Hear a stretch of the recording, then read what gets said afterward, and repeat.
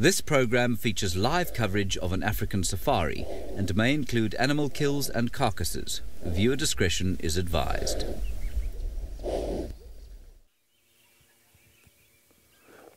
What a lovely weather this morning. You can see it's overcast, nice and chilly here where I am. Not too bad to see the animals. A very, very good morning and welcome to the beginning of the morning safari. This is Sydney Fumuran Mikosi and I'm traveling with Marcel, who is my camera operator. We are going to be looking for some animals out there, specifically the spotted cat. I'll be looking for both Hosanna and Tingana. We might be lucky this morning. Let's just hope for the best. You can talk to us, send your questions and comments on Twitter, #SafariLive.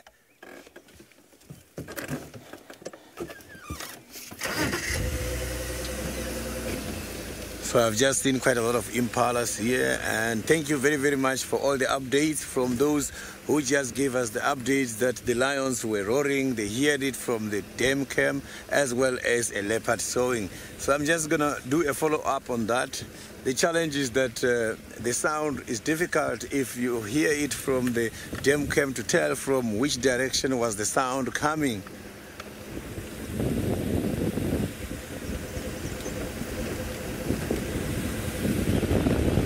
So but that side where I come from, I saw those impalas, and impalas, they are very much settled, which means maybe these lion roar as well as the leopard saw were coming much more from the northern side of the game reserve.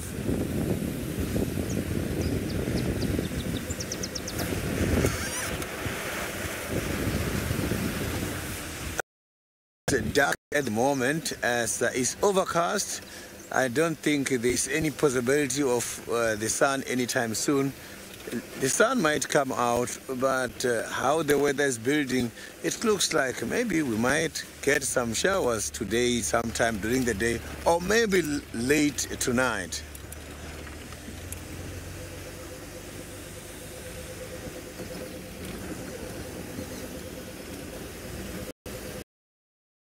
He used to come and take down quite a lot of duikers and impalas, taking them up into a tree. So I'm just passing by the Vuyotela Pen area, the dam wall area. So maybe for us to be lucky, I have got to go straight to the Buffalo's Hook cut line, because that is where normally the lions are roaming around early in the mornings like this. So I'm just going to quickly go that side. But while doing that, I'll be trekking as well, as it's not too bad for trekking when the weather is like this.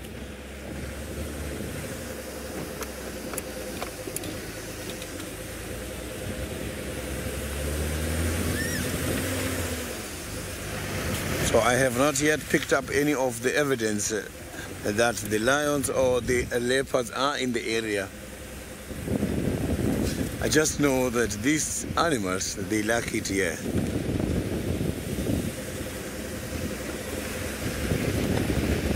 So last night I didn't see Hosanna. I've last seen him yesterday morning while he was doing some hunting. In the afternoon he was hiding. Maybe he has been successful somewhere in the very same area where we're going now.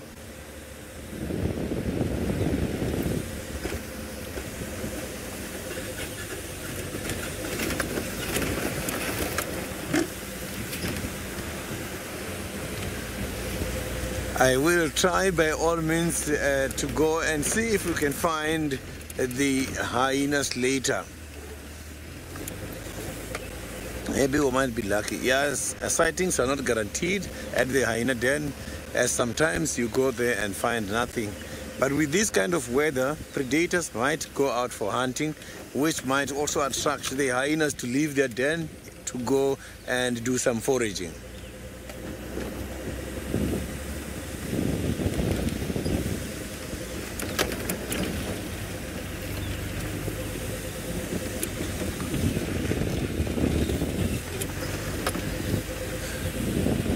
So I am now driving in the middle.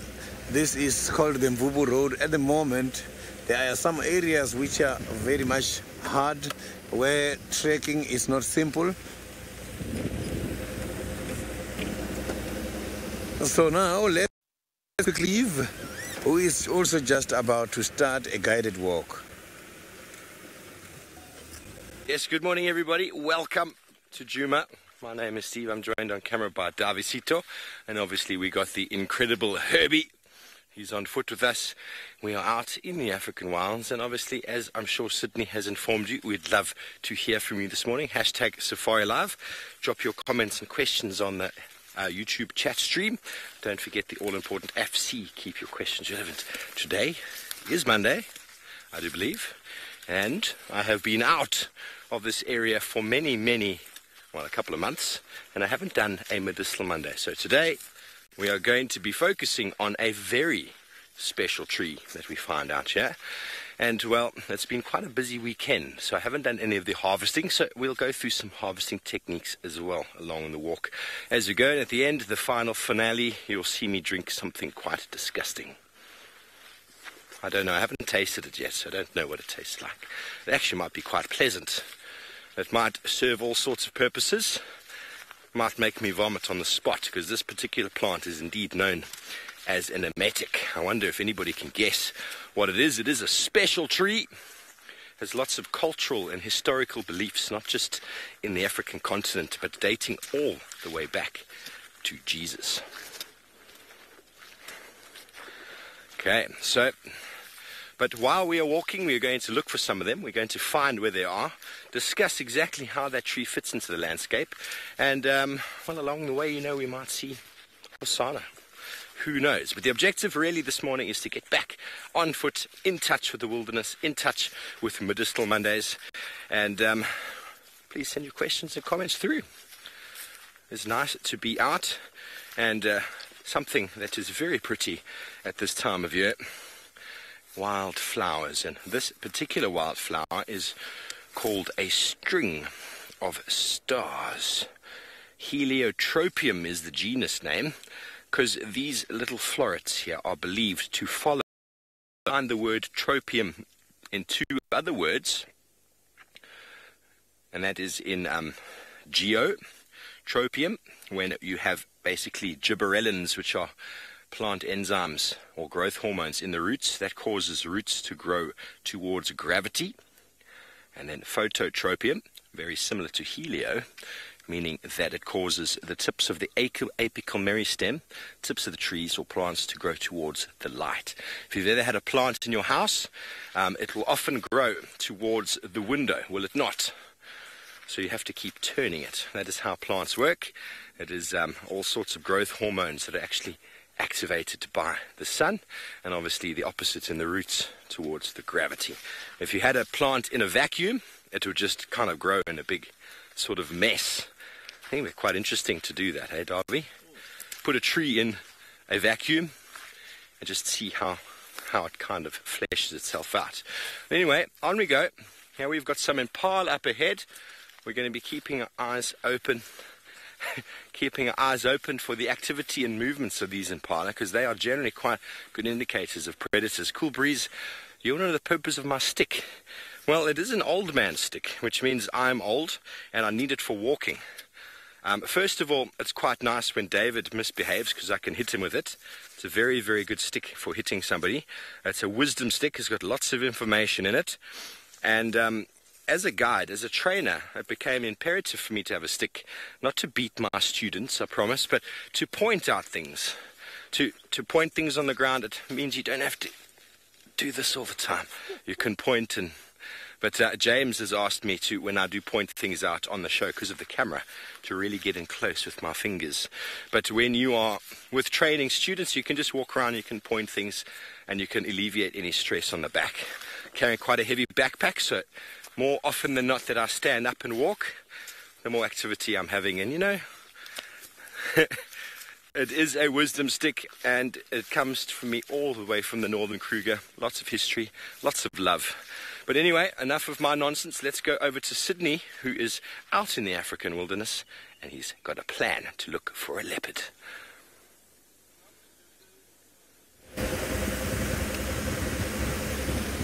I am now heading much more towards the Buffalo's Hook cut line. As I indicated earlier, there is where I'm hoping to see any of the cats. Normally by this time of the day is when the cats are moving back to the Buffalo's Hook. Cats such as lions, they like it the most in that area, is when they are going in and out of the Buffalo's Hook area.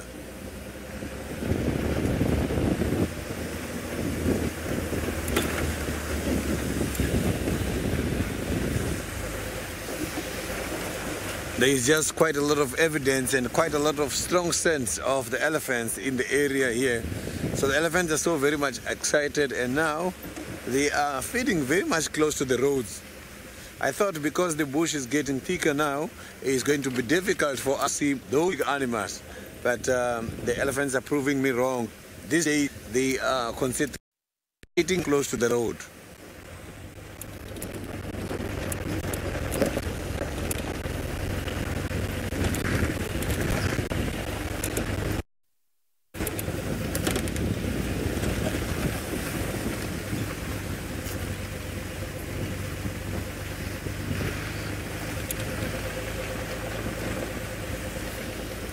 And never too late, the mosquito repellent, they will always chase away or repel the mosquitoes. So if you use those things, the mosquitoes are not going to get used to, the mosquito repellent are not going to get used to the repellent because those are the chemicals, and every time they breathe it, it affects them.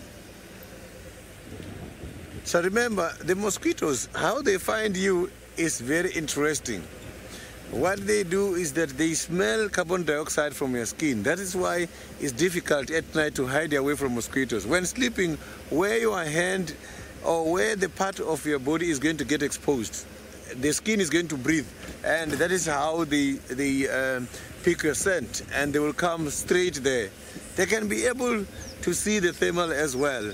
On you, they can be able to see the heat. When the skin is exposed, for them, they can be able to see that. So they are very well gifted. They are very much well gifted insects. So when it comes to the ticks repellent, there I'm not too sure if the ticks are going to get used to the repellent or they are just going to be repelled.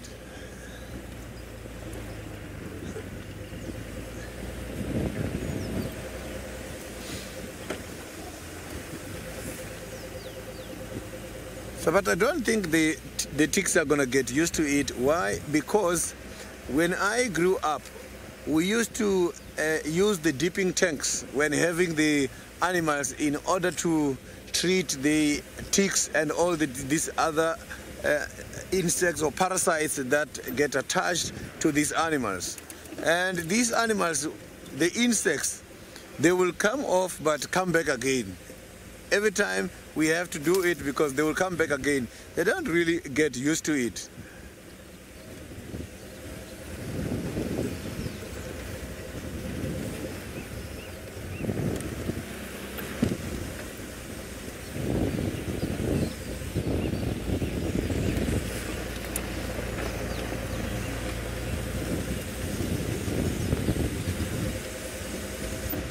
So the informers are very much quiet by this time of the morning. As you know, I mostly rely on these informers, the birds, the squirrels. So they are still very much relaxed. But the birds are up already. Maybe it's just that we are not yet at the right place.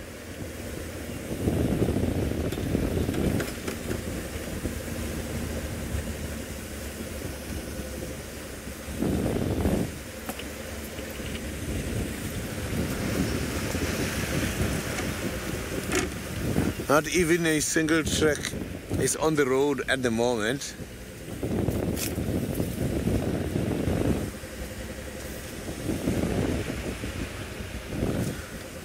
So now let's cross over to David, who does have some elephants at the moment.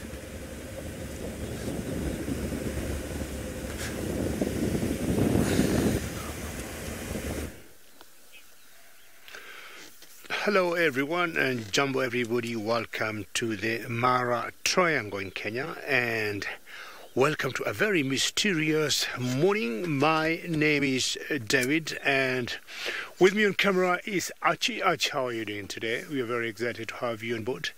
It's very mysterious today. I think you can see for yourself. We have been having massive rains, and when you don't have rains, it has become very misty. But either way, we are here and very lucky to start with elephants this morning. You notice still a little bit dark here, and we are in infrared before we go to the natural colors, and infrared will always help us to make sure we don't interfere with the animal's behavior, like that young calf there who is nursing. I'm assuming if I was using my spotlight or the headlights of the car, definitely that calf would stop nursing, or the mother would just turn around and look and find out what exactly we are up to. Well, I'm sure Serena Steve reminded you that we love hearing from you, either in terms of questions or comments. Zephyr, good morning, or is it good evening where you are, Zephyr? You love seeing elephants in the mist. It could not be better. The only other thing now I want someone to bring me here is a cup of coffee, Zephyr, and I'm going to sit here for the next 3 hours. Well, pretty chilly here at 17 degrees Celsius and 63 degrees Fahrenheit, but I've got my few layers on, including my very famous green massage. Very welcome, as usual. Nothing earlier, but now the other one there is like a cow with two calves, and I'm trying to wonder whether both of them belong to her.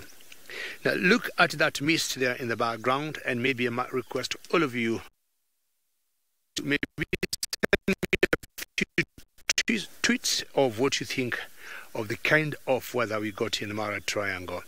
Any tweet I was saying is a mysterious morning for me. That could be my word, mysterious. But I'd be more than happy to get a few tweets from all of you. Hashtag SafariLive on Twitter. What do you think of my morning in the Mara? On normal clear days, we'll always see all the way to the horizon. And that's one of the major differences between the Mara Triangle and Juma, where Steve and Sid are. But today, we have lots and loads of mist all over. Last night we were hammered by rain, and I think for the last 96 hours, I guess we have almost 400 millimeters of rainfall in 48 hours, or in 96 hours rather. That's in about 4 days. In general, the Mara gets about 1,000 millimeters of rainfall annually, but I think 96 to get almost 400 amount of rainfall is lots of rain, and when it starts, it does not stop. It keeps raining, and no wonder these elephants look a little different from the normal greyish color we know them to be, because they have been washed clean. Their bodies, that's having a pull break, and their tusks look sparkling white, just like our teeth when we brush them very well. I'm sure we know the tusks, all those parts of their teeth. Karen, fantastic elegance in the mist. Very well done, Karen. I love that elegance in the mist. That one sounds much better than my mysterious. Thank you, Karen. Elegance in the mist. Please keep sending tweets. What do you think of that lovely morning? If I may stop talking for about 15 seconds for you to digest it with your eyes.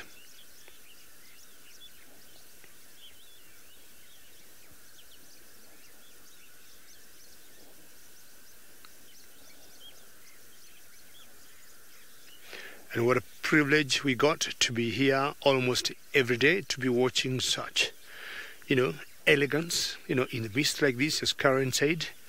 I feel, it's really big privilege for us to be out here every other day, to be able to watch these gorgeous sightings. Linda, how are you? And always a pleasure to hear your name. Marvelous. Marvelous sounds wonderful. And I think you and Karen are sounding better than me. Marvelous is wonderful. And what else should you say of such a lovely morning?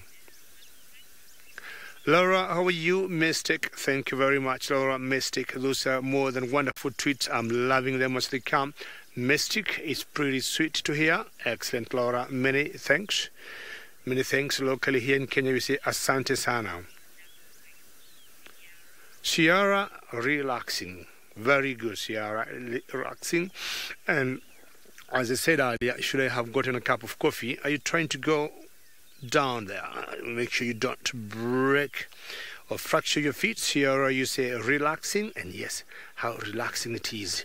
Now, because of the rains we've been having, that's why you see that little young guy there struggling to go up.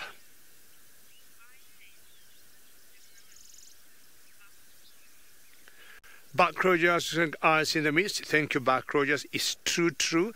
And that one, Back Rogers, reminds me of a movie that was done by Jane Goodall about gorillas, where she talked of gorillas in the mist. I hope you watch that movie, Gorillas in the Mist. So we might be saying slowly here, or at one point, elephants in the mist. Not sure I have enough time to write a movie and maybe have it shot one day. But I think that could be befitting. Even may borrow Jane Goodall's movie and say elephants in the mist. But how colorful is this? You might think it's a bit of painting. Well, that one has flapped his ear right here once. And what will happen, because the temperatures are quite low, they will not keep flapping their ears a lot. Well, my plan today is just to wander around and follow these mists, look at what time it's going to break away, or as the sun pushes up, I'm sure it's going to warm up. And as it warms up, the visibility will be much better. I would want it to stay like this a little bit longer because I am enjoying every minute of this. But as the visibility gets better, then I'll have better chances maybe to look for cats. I don't mind seeing some lions this morning, and possibly seeing lions, in the mist too would be something very nice. Or maybe a black rhino, who knows? Excellent. So what you need to do, I'll just have now to move on and find out. I don't think it's going to rain. I'm not smelling any rain, because normally when you have so much mist like this, rains don't come. And should they come, they'll be coming in the afternoon. Well, these elephants are eating lots of grass, but occasionally they may eat leaves like what Steve got. Yes, they will eat some leaves, David, and don't jinx yourself now and call for the rain like I did for you yesterday. But, well, here it is in frame.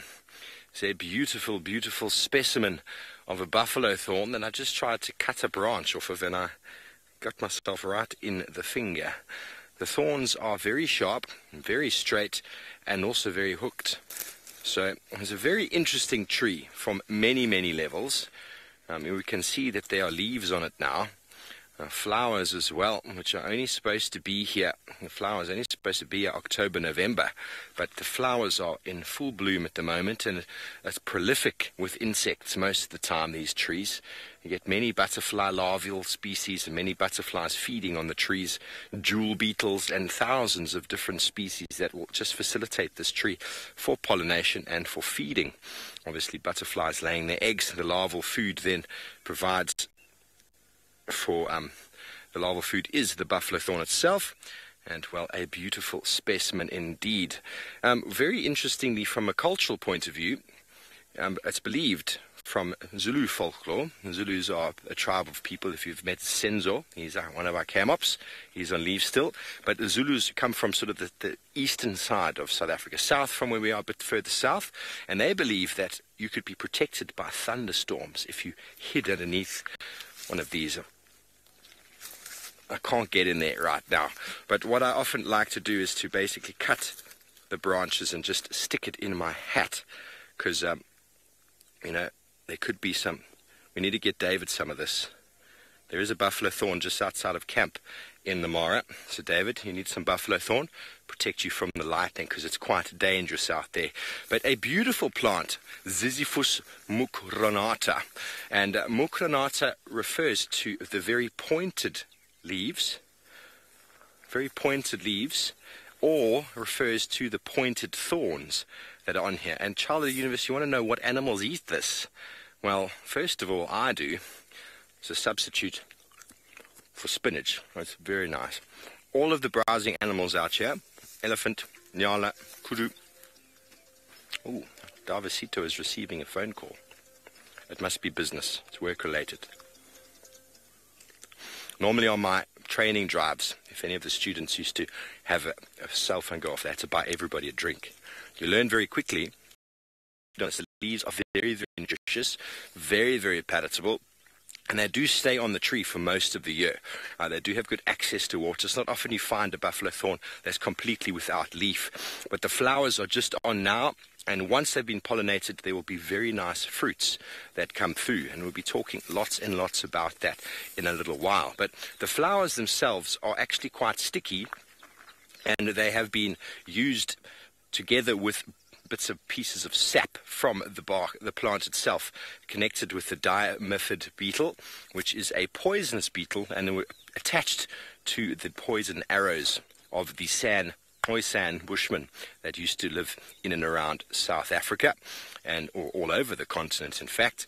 And with that tree juice and the flowers making the sort of the poison sticky, they were able to track and dart or spear with an arrow an animal and then track it for days as the poison slowly releases itself and the animal dies. But from a culture point of view, this tree has got so much history occurring all the way through southern Africa, probably one of the most popular trees down this side of the world, and we're going to get into lots more about that as we go along. But for now, I'm just going to grab a couple of leaves because I'm quite hungry this morning. Meg says we should make a buffalo thorn and shepherd pie. Well, that could work. A buffalo thorn and feta pie. Very good, Megs. I think we should most certainly do that. These leaves are very shiny. You see how shiny they are? It comes from the Afrikaans name, which is called blinkblaar, which means shiny leaf. And all of the species in the family have got this 3 veins from the base there. Can you see the very prominent 3 veins from the base? Make it quite easy to identify, but don't confuse it with the black monkey orange, because there's a very different plant, but they also have the 3 veins. But these are very palatable, very tasty, and as a vegetarian, as I walk along, these are going to keep me going, keep me strong as we search for something more exciting. But in the meantime, Sydney is still on the trail of something hairy.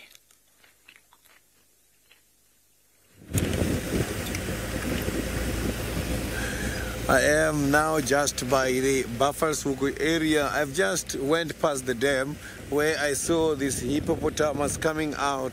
It's just that he was so very much quick as he just got disappeared into the bushes. He doesn't like it spending the whole day in that water hole. Most of the time that hippopotamus is outside and very far away from the dam.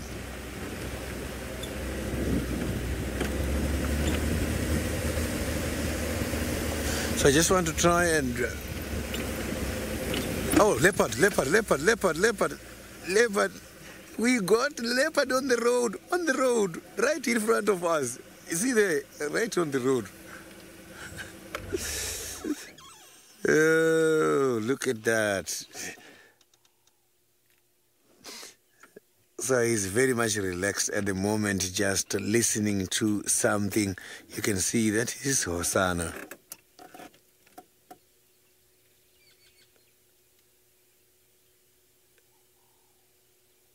So unexpectedly we found him. I didn't see his tracks. So I didn't see his tracks at all. It means his tracks came out of the road. We were just lucky to come here at the right time. So, but looking at the stomach, you can see that he didn't manage to win last night. Rosemary, yeah, I agree. He has been waiting for me here maybe for a while now. But I hope he's going to wake up and do some hunting, because I can see that the stomach, it doesn't have much.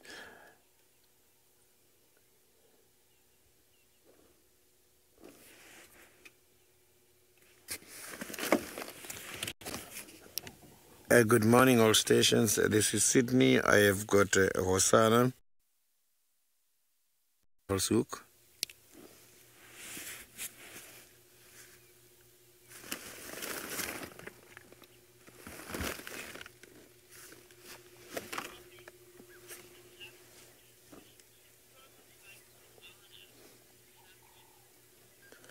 Mrs. Lapwing, you can see that the look is now getting there. It's just that he's still very young. The dewlap has not yet developed, which is something going to start developing soon as he is matured. So at the moment, you can see here, just by the neck, it's still very flat. So those are some of the things which tells us that the animal is yet matured or not.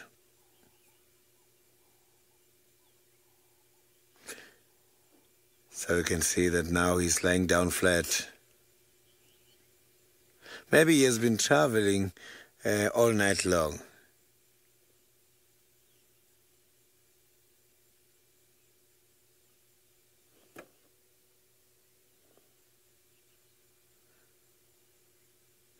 So you can see that he is right in the middle of the road. But if you look how this cat is sleeping, it's so flat in such a way that you cannot even pick him up easily when he's just on the road like that.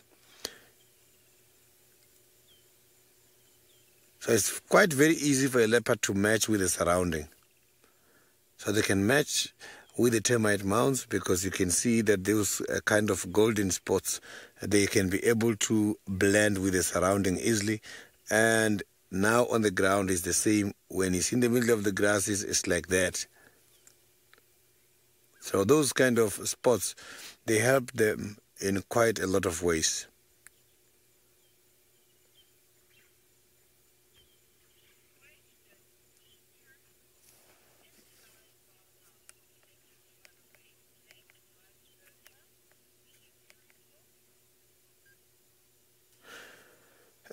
If the lions are around, unfortunately, leopards, yes, they are very strong animals, and they are even much more stronger than the lions, because they're doing quite a lot of responsibilities just by themselves, not working as a team.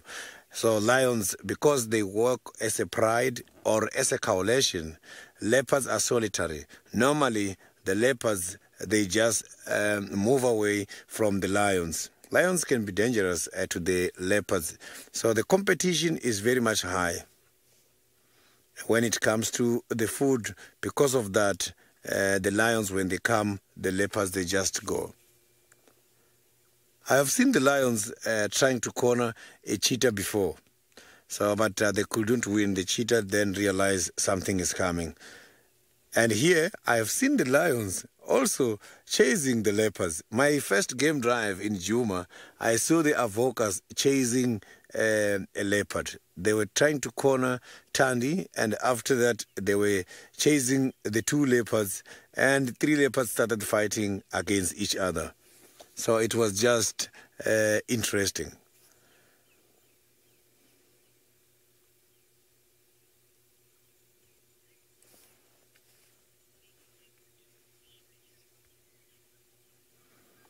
So now let's cross over to Steve, who is looking for some plants.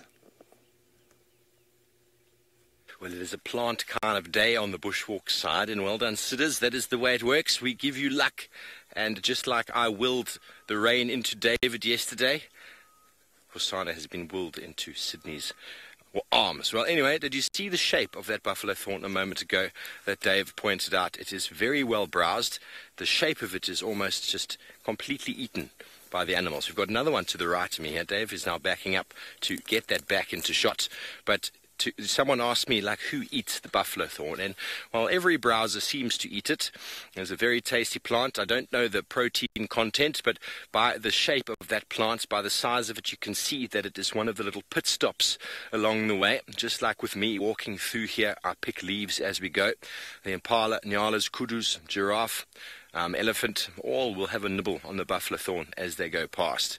It is very widespread across the continent, and so as you can see, very well eaten. And the pods themselves, which will be coming through from about February through all the way to August, well, they are eaten by most things as well, including monkeys and baboons. They're very tasty and actually can be roasted to make a coffee substitute, and the pip inside is very, very hard. It can be ground down to make a very nice flour, which is quite well used, obviously, in the baking of bread.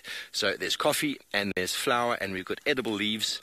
And the flowers, well, they are not only used for the Bushmen, they're also apparently known to be used as a fish poison. And most of the time when you have something that is called a fish poison, you will just take the flowers themselves, you'll cut them, throw them into a small little pond, and essentially what happens is some chemical within the flowers that will burn the gills or sort of suffocate the fish to a point where they'll just come up to the surface, and most often than not they are still edible because they haven't been poisoned to the point where they are now toxic to being eaten. But the Ziziphus mucronata, very indicative of the way of life. Whenever you look at a branch, you look at the thorns that go forward and back, and culturally we are believed to always look to the future, but by always looking backwards to our ancestors in the past. And the branch itself, if you have a look at it here, Davy, the ups and downs of life, the Ziziphus mucronata is the ups and downs of life, because you all know life is not smooth sailing. There's always obstacles in the road. There's always junctions that we need to take. We always take a left and a right. There's positives, there's negatives, and life continues that way. So Ziziphus is basically the story of life, the ups and downs of life. And, well, in many cultures it is also the story of death, because the buffalo thorn is very well known in many African traditional tribes as the burial tree. And for one of the purposes might be due to the fact that the plant is almost impenetrable. I mean, if I wanted to stick my arm in there, I'm going to come out bleeding. It's a very hard plant to access. So they used to put branches down onto the graves of chiefs and royalty. And that was probably started or stemmed from the fact that hyena would try and dig in and try and get the carcass of the body that's been buried underground. And so by covering it with this branch, that works very well to keep the hyena at bay. But then linking this as well to a very special plant called Ziziphus spinochristi, which, as the name implies, Christi goes all the way back to Jesus Christ. And you saw the shape of those thorns moments ago. They jigger like this, turning like that with the straight and the hooked thorns. And in many, many artist depictions, you look at Jesus Christ on the cross, and the crown of thorns that he's got has got the straight and the hooked thorns. So it is named after him, of course. And so this plant, from a religious point of view, has probably passed all over the world on all sorts of pilgrimages and the like, as people take things that are reminiscent of the death of Jesus, carrying them with them. And how that has possibly spilled over to many cultural and traditional beliefs is very, very interesting, and obviously probably predates many, many of the things that have been written down and recorded. It might have even happened long before Jesus was around, that it was regarded as a spiritual tree, and it was thus used that. Why would they have gone and grabbed specifically these thorns to put on the head of Christ when he was crucified? Very interesting. But the connectivity goes back who knows how many, many years. We were actually having a chat with Megan and Lexi in FC earlier, talking about Sapiens, the book, about the history of man, and about how many of these traditions and cultures are passed down over millennia. But Paula, you want to know if it'll cause internal bleeding if not ingested? Well, the leaves are very palatable, but if you got those thorns in your mouth, I don't think you'd get them past your lips or past the tongue. You wouldn't get them inside. But elephants and black rhino are quite known to just smash them, and, well, they got no problem eating the thorns of that plant, ingesting them wholesale. In they go, The tongue very, very tough, the lips very, very tough, and seemingly the largest of the thorns, even sickle bush with very long spikes like this, that'll go through a tractor tire. Elephants just sort of eat it like candy floss. So as well as a plant can be adapted and protected out here, keeping hyenas at bay from the grave sites of others, the arms race of herbivores to feed in the plant continue, and they are still able to access it. The purpose, though, of those thorns backwards and forwards is if you had to take your lips and try and strip the branch off like that, it would be very hard to do so. So what it does is animals have to selectively feed on those plant parts, and while they do that, the plant is under attack, and it's well known to actually increase its chemical composition during that time of attack, and the animals start to taste the bitterness. Once the bitterness is tasted, that is the tannin, the plant is then left alone and animals move off because they know bitterness is not digestible, or maybe they just don't like the taste. But anyway, the plants are very, very interesting, communicating with themselves either through the air or under the ground, all the way back down to Jesus, all the way to our future. And David has got a hippo. Well, from Steve to Scuba Steve of the Mara Triangle, and now this hippo is very far from the Mara River.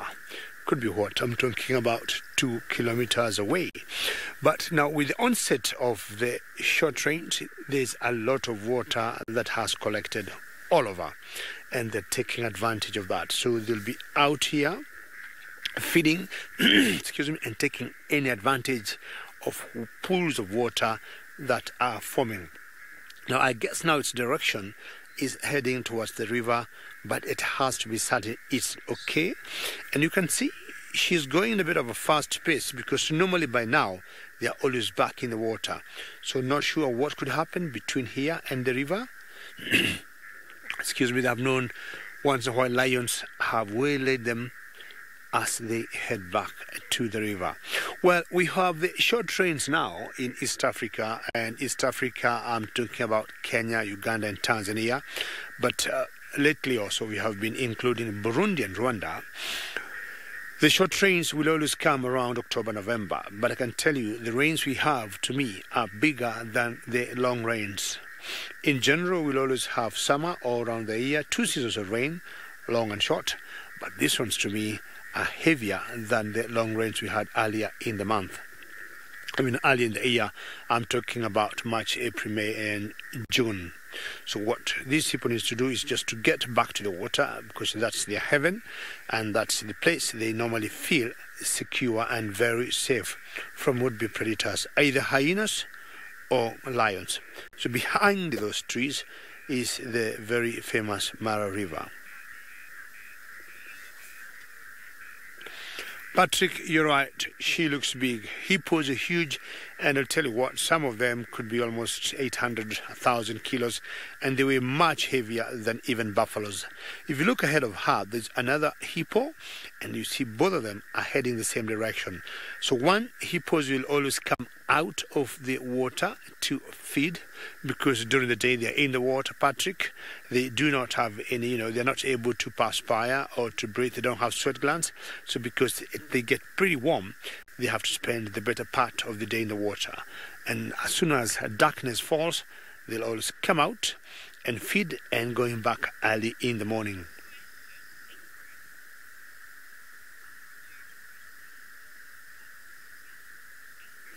Ingrid, hippos will need a lot of, I would say, fat in them just to keep them warm.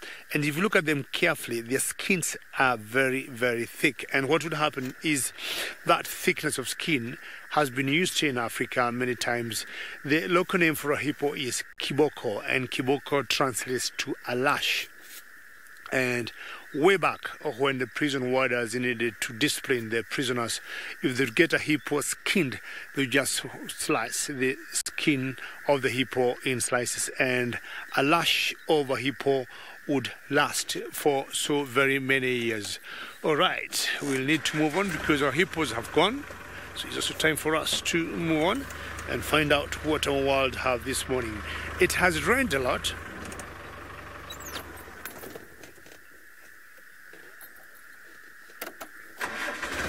For hippos will suffer from sunstroke because their skin is very sensitive and it's very light. If you look at them carefully, there's times they look a bit moist on top, and that helps them.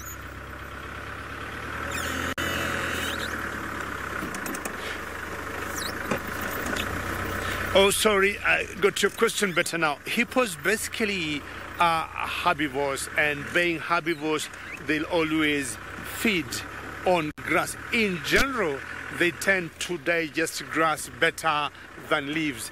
It's very unusual to see hippos eating something different.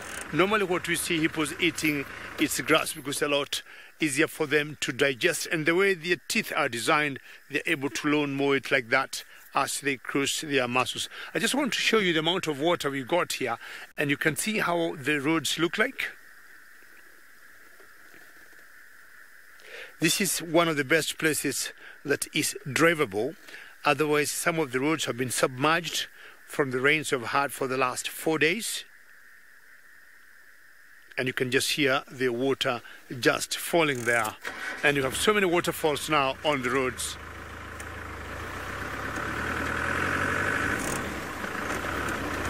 So the whole idea for the last few days, we are sticking on the big roads and not even trying to venture on the smaller roads that you have always used to look for lions or cheetahs or other animals. Nobody wants to get stuck at this time around. So we're getting so many birds coming on the road. So we'll keep staying on the big road as the water keeps flowing, and in the meantime we'll go back to Sydney to find out what Hosanna is doing.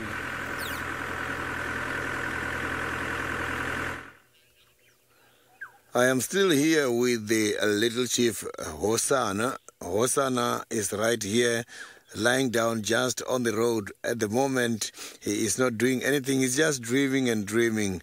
And maybe, let's hope he's going to wake up and take us to somewhere.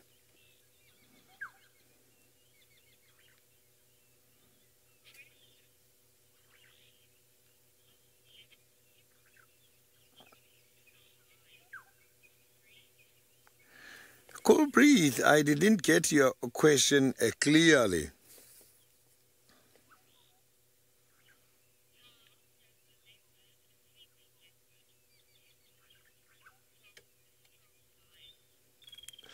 The sleeping leopard, they can easily hear the lions coming from far. These animals, when they are lying down like this, the ears are so very conscious. They can hear very, very well from very far. So if there is any movement of any predator or any animal coming here, whether predator or a prey, he's going to retaliate soon as he picks up some kind of a noise. So when he's lying down like this, you must know that his acute sense of smell and good irritability, as well as his whiskers, the vibrissae, will inform him about who is coming and at what distance.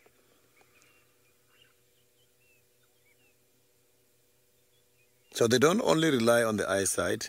You know, these whiskers, those whiskers are called vibrissae. They play a very much significant role there. That is why these animals are so adaptable in order to hunt undercover during the night. Because those whiskers are connected to the nervous system and is also connected to the brain. So whiskers can easily detect something coming and be able, this animal, to judge the distance and the size of the coming animal at night.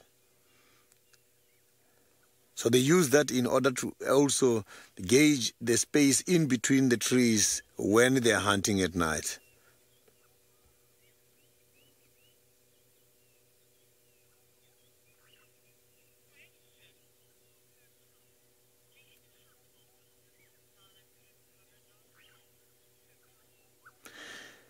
The distance Hosanna covered last night is not that big because Buffalo's Hook and the area where I left him yesterday morning, the gap is not that big. It's about approximately 2.5 kilometers. 2.5 kilometers or less. So he did not travel much. He can travel long distances sometimes, more than that, but that is determined by quite a lot of things. When this kind of a cat is doing some hunting is not guaranteed. He can start in the morning and don't win and carry on in the afternoon. And he can do that for quite a long distance if the temperatures are very good or favorable for him to hunt. If the sun gets hotter, he's going to leave it and he will just sleep everywhere or anywhere. They don't have a specific place to sleep. They can just rest anywhere in this territory. But this one is not yet a territorial male. He still has got a long way to go, and he still has got a long way to learn.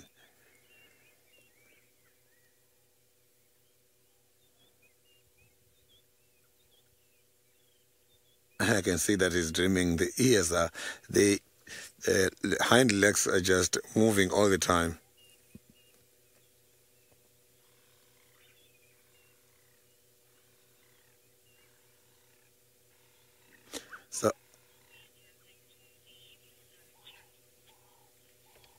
So now let's go back to Steve, who is having some interesting guided walk. Thanks, Sidders. And the little chief, once again, is always on the move, but having a little nap now. Well, folks, I spoke to you about doing a little bit of harvesting as well. And now, when it comes to harvesting of medicinal plants, obviously there's a sustainability element to it. Now, we've been plucking some of the leaves. Now, the leaves are quite easy to harvest, apart from the fact that by grabbing them off, you can bleed. Leads to bleeding, so it's a very slow, tricky process, and that's why the herbivores feed on them quite slowly. But from a sustainability point of view, harvesting leaves from a plant is not going to damage the plant too much. It's what browsers go through. They feed on the plant, and essentially the plant continues. But then you move on to the bark area, and I need to get some bark from this tree. So with a knife, you can cut a few slips of bark off of the tree, and when it's very fresh, you'll often get bark that's actually got a little bit of a pinkish sort of coloration to it inside with the ziziphus. But from a sustainability point of view, me going around and cutting all of the trees that I see for bark production is going to lead to possibly fire getting into that plant and maybe even causing it to die. As you can see, here is part of the tree that at some point maybe had some damage, and fire has got into it, and well, the tree has died now, because this tree is well known. The wood is very good for fencing posts, which means it's quite resistant to termites out in the bush and can stand for quite some time. But obviously fire is one of those things, once it gets through the bark, it can be a problem. So when you sustainably harvest, you need to make sure you only take a small little bit off of a tree. And what I prefer to do is find dead plants like this one. So here is the dead part of the tree. And well, I've been harvesting the bark off there because I know, well, I'm not going to cause any damage to this plant. But from a sustainability point of view, across the country, across many places in the world that use medicinal plants, by harvesting the plant, you need to come up with methods of allowing the plant to regrow and regrow and regrow. Obviously, by harvesting bark, you can potentially kill the tree in the long run. So you've got to be careful. Some people will suggest cutting small strips down in a row like that so the tree can heal itself back again like that. Obviously flowers and fruits are very sustainable, but then the last one, this plant has got enormous amounts of medicinal value in the roots. But for me to dig the roots up, that's going to cause even more damage than the bark. So for today, I'm not going to be harvesting any of the roots of this tree.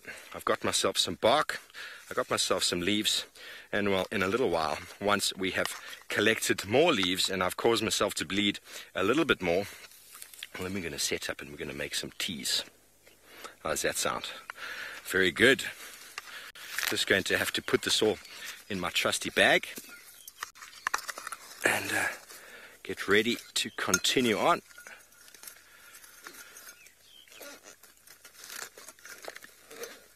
Hello, Mrs. Lapwing. There's no leaves out here that I can think of. There is a wild mint in South Africa. I used to grow some. I've never found any of it here. Never found any of it in the savannah. It's related to mint. It is definitely mint. I haven't seen one. No. Herbie might know. He's sitting just up ahead. Definitely in South Africa there is a wild mint, but I don't know if it occurs here. So sorry, Mrs. Lapwing. You were thinking of having a nice mint tea, were you, when you heard me say the word tea? Well, I'm going to be making some infusions in a little while. and some decoctions, of course, to show you the coloration of these beautiful plants. And, you know, the plant, obviously the reason why the buffalo thorn has got so much of its medicinal value in the roots is because of the fire adaptability of these plants. There is fire out in this African savanna, and roots often take the nutrients into the soil. With the nutrients take the medicinal value. The bark, which is what surrounds the roots, that's what you're looking for. That is often where the best stuff is. And well, as we all know, elephants are the smartest of the feeding animals out here, knowing exactly where and what to collect and how to collect it. And often you'll find them smashing buffalo thorns over to be able to feed on the roots, because there are enormous values in it. And the general tree itself is known as a bit of a cure-all. It's got enormous amounts of value. It's edible. We can use it for firewood. It treats all sorts of symptoms in the body. But once we sit down and set up a little bit of a tea station, we'll get more and more into that. But as we continue walking through the wilderness here, keeping up with Herbie as we go, looking out for all the exciting things, David is in the Mara and he's driving. Well, I guess Steve should have been a herbalist, because some of the things he does and explains and shows us are always very magical. Where we live here in the Mara, when we say the Mara Triangle or the Maasai Mara, the Mara, of course, is the name of the game reserve we are in, and if you're up in the air, what you'd see is such an open space with some scattered trees or forests. And to the local people, that means sports. That's what Mara means. And then, of course, Maasais are the people who live around here. Now, the Maasais have been known traditionally for very many years to use herbs for any treatment they get.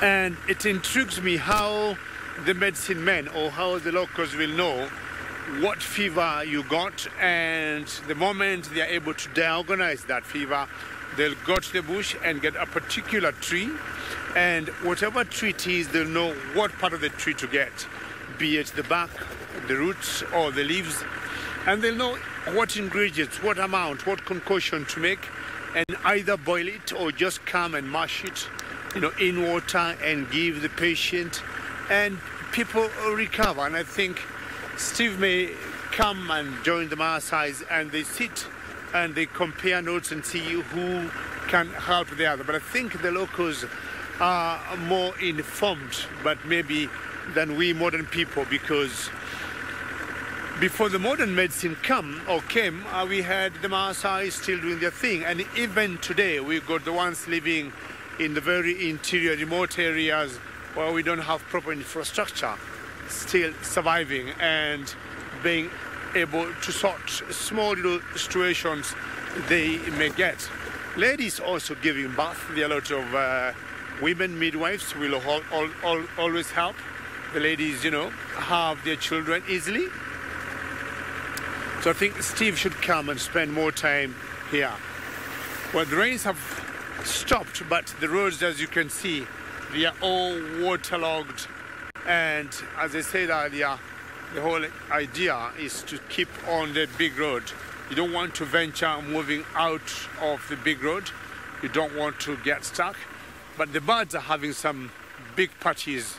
We've got some hammercops here and some starlings, and I'm sure they're catching all the crustaceans you'd think of. To the left, about 11 o'clock, actually, I'm sure you can see all those lapwings, hammercops. I think it's a watered lapwings, that's the name. Those two there are called watered lapwings. You can see how the water is flowing, and they're taking any small organism being washed downstream by the water. That is a hammercop, cop meaning hammerhead, and definitely getting lots of crustaceans, be they frogs, small little types of fish, any worms being washed down. And this is wonderful for these birds just to keep enjoying the rain. What I'm sure they're saying, they mind a blessing in disguise, having all these rains. They don't need to go far to get food. You see why you call them hammercops. You see the shape of her head. And in general, they'll be going in twos and they're monogamous birds, the hammercops.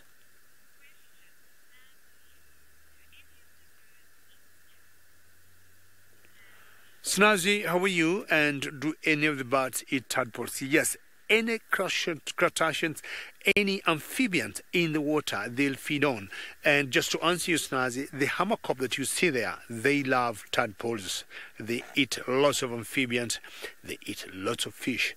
And in fact, I would say that could be their main food, Snazzy, the amphibians and tadpoles that they would be able to get now, because this is a wonderful breeding time for them with all the water around.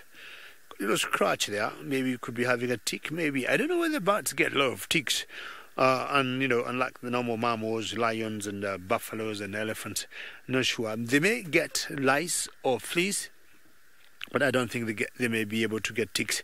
They would not have maybe room, their feathers may not have room to allow ticks to stick on their bodies. And black heron has come in to join the party, and they all have one commonality. Anything that's in that water is what they are feeding on. Are you going to push the hammercops out, heron?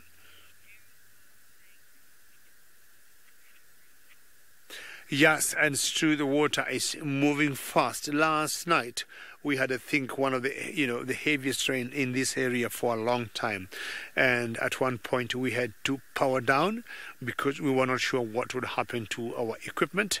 And you can see how the water just flowing there. And this is the best road I am on at the moment. And you got a few roads, I can tell you, that have been submerged. Well done, Archie, there. You can see how the situation looks like. And I can tell you, I don't see these rains stopping. They'll keep going. But the good news are, we'll always be out here every day.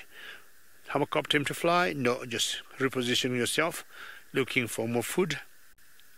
So nice party here, the heron, the hammercop, and spawing.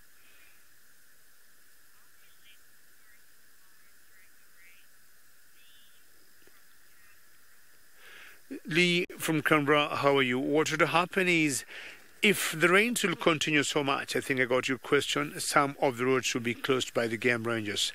But if not, we'll keep doing the best we can in our four-wheel drives, and hoping the rains maybe don't get bigger to wash away the bridges. And so long as we have culverts going on, we'll be able still to have the water draining away. That was starling, and I guess that was blue-eared starling.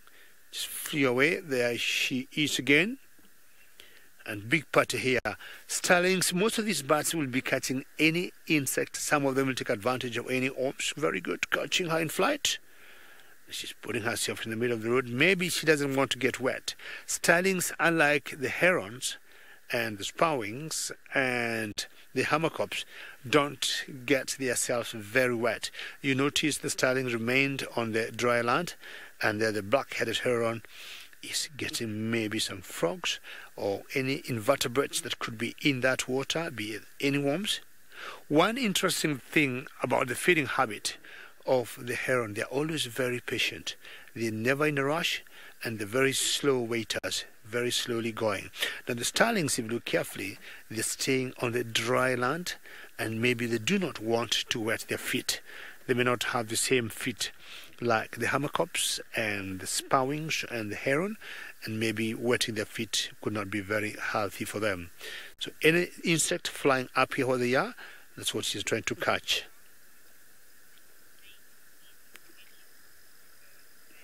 Jonathan, is it any mating season for any of the birds here? I do not think so, not that I know of in my mind, but definitely when we have rains and everything turns to be lush and there's a lot of food, there's a possibility some of the birds could be mating. But Jonathan, in general, the birds here will be mating all around the year. Unlike mammals, like the wildebeest, we know what time they'll be mating and what time they'll be calving. In Tanzania, maybe in the month of February, I think Jonathan birds could mate anytime all around the year. These two hammercops here and the spawing are getting the best. And you see, they have all a commonality. These are in general water birds. The herons, the spawings, and the hammercops, they'll in general get their food from water. And any place you see water, there's a possibility of seeing any of these three species of birds here. Frogs, say, tadpoles, worms, anything that would be living in the water, feeding these birds, small fish. I'm sure a lot of breeding would be going on now. We have seen sometimes even the herons catching big fish like catfish or mudfish. This is excellent, and hopefully these birds will stay here and get enough to feed themselves for the rest of the day. Well, we'll move on, and I'm sure Steve wants to talk about the plants. The buffalo thorn that he got. David, indeed I do. So I've walked around and I've found myself a digging stick. It's not the best stick in the world, but most hunter-gatherers in the day would have designed or made some form of digging stick. It can be made very nicely out of sickle bush, probably out of many of the bush willow species, the russet bush willow most certainly, and also the ivory, the ebony tree, the jackalberry. Very nice for digging. And you take it around with you because the purpose of a digging stick is to access roots. Now, obviously, I don't want to be damaging a plant. I'm not going to be harvesting any roots here. But in the savanna biome, there's a lot of disturbance. A lot of animals that come and dig, a lot of animals that are digging for roots, porcupine being one that will come in here and actually access the roots of a plant to feed on the bark for, obviously, all the nutrients that they have. So most people would have, back in the day, and they still do in many traditional places, with a very nice digging stick, maybe a bit more personalized in this piece of wood I just found, would access the ground, digging to access down into the roots. Now I'm just going to try and mimic a little bit of sort of a porcupine's behavior here. Obviously the shape is going to be a little bit more different than a porcupine digging, but I'm going to cover it up afterwards. But here the roots are starting to show themselves.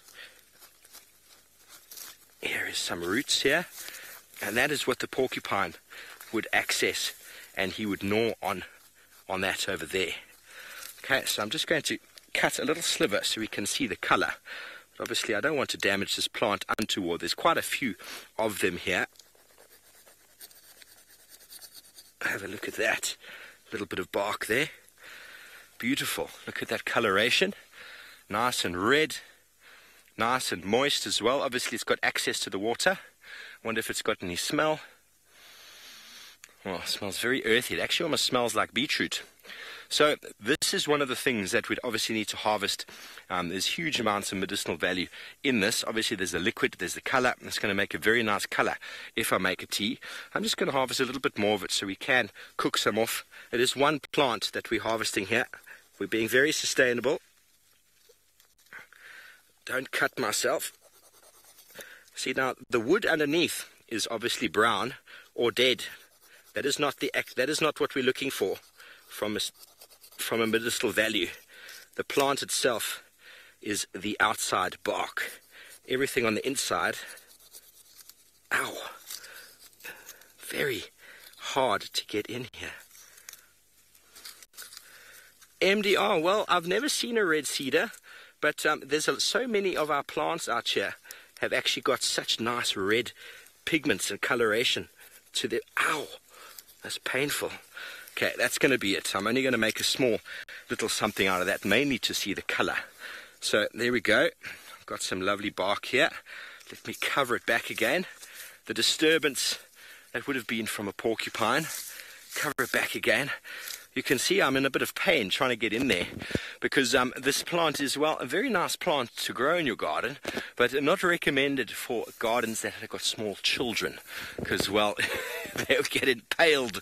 You know, we know how kids like to run around and hide in the bushes. Let me put that in my pocket. We're going to boil that up a little while and get the coloration. Well, this plant here, have a look at what it does. Ow! See, it's called a blinkblad wachabiki in Afrikaans. Let's talk about the name earlier because when you get hooked, you have to wait a minute. Wachabiki means to wait. There we go, I'm out. Okay, very good. Hands are dirty. We've been harvesting medicinal plants. We're covering it back up again.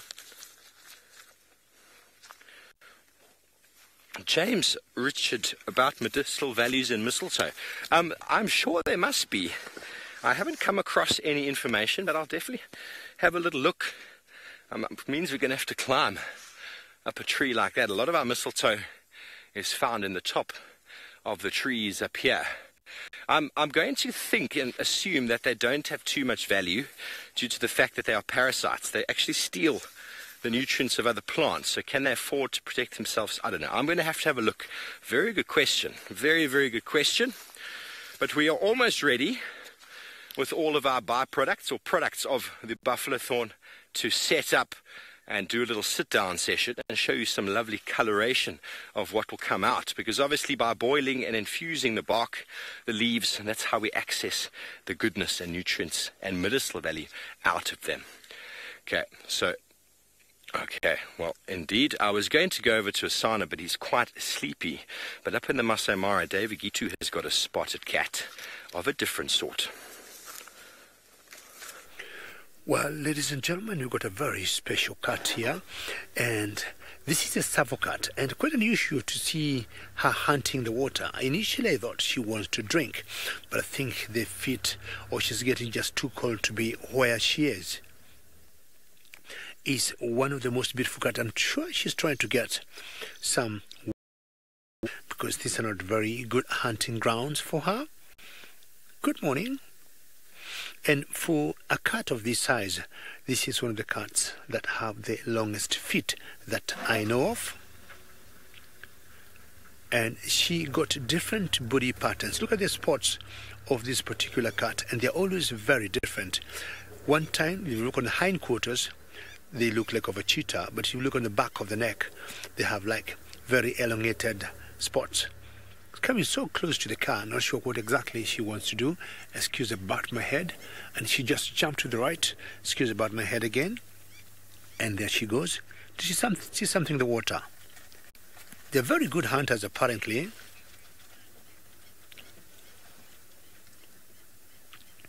And how wonderful to see this particular cat in this particular spot, very close to the road. And you notice not only me who is suffering by not venturing away from the road, she just came very close to where we are. Definitely on a hunting mission. And when they get the prey, you see how they swing the tail? And that is like stalking mode. She's looking and jumps. Did you catch something? And they always land on whatever prey they get.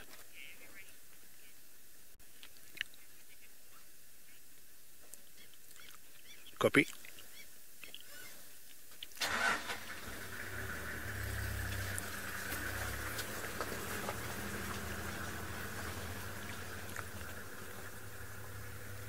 A very good morning, everyone, and welcome to the Mara Triangle.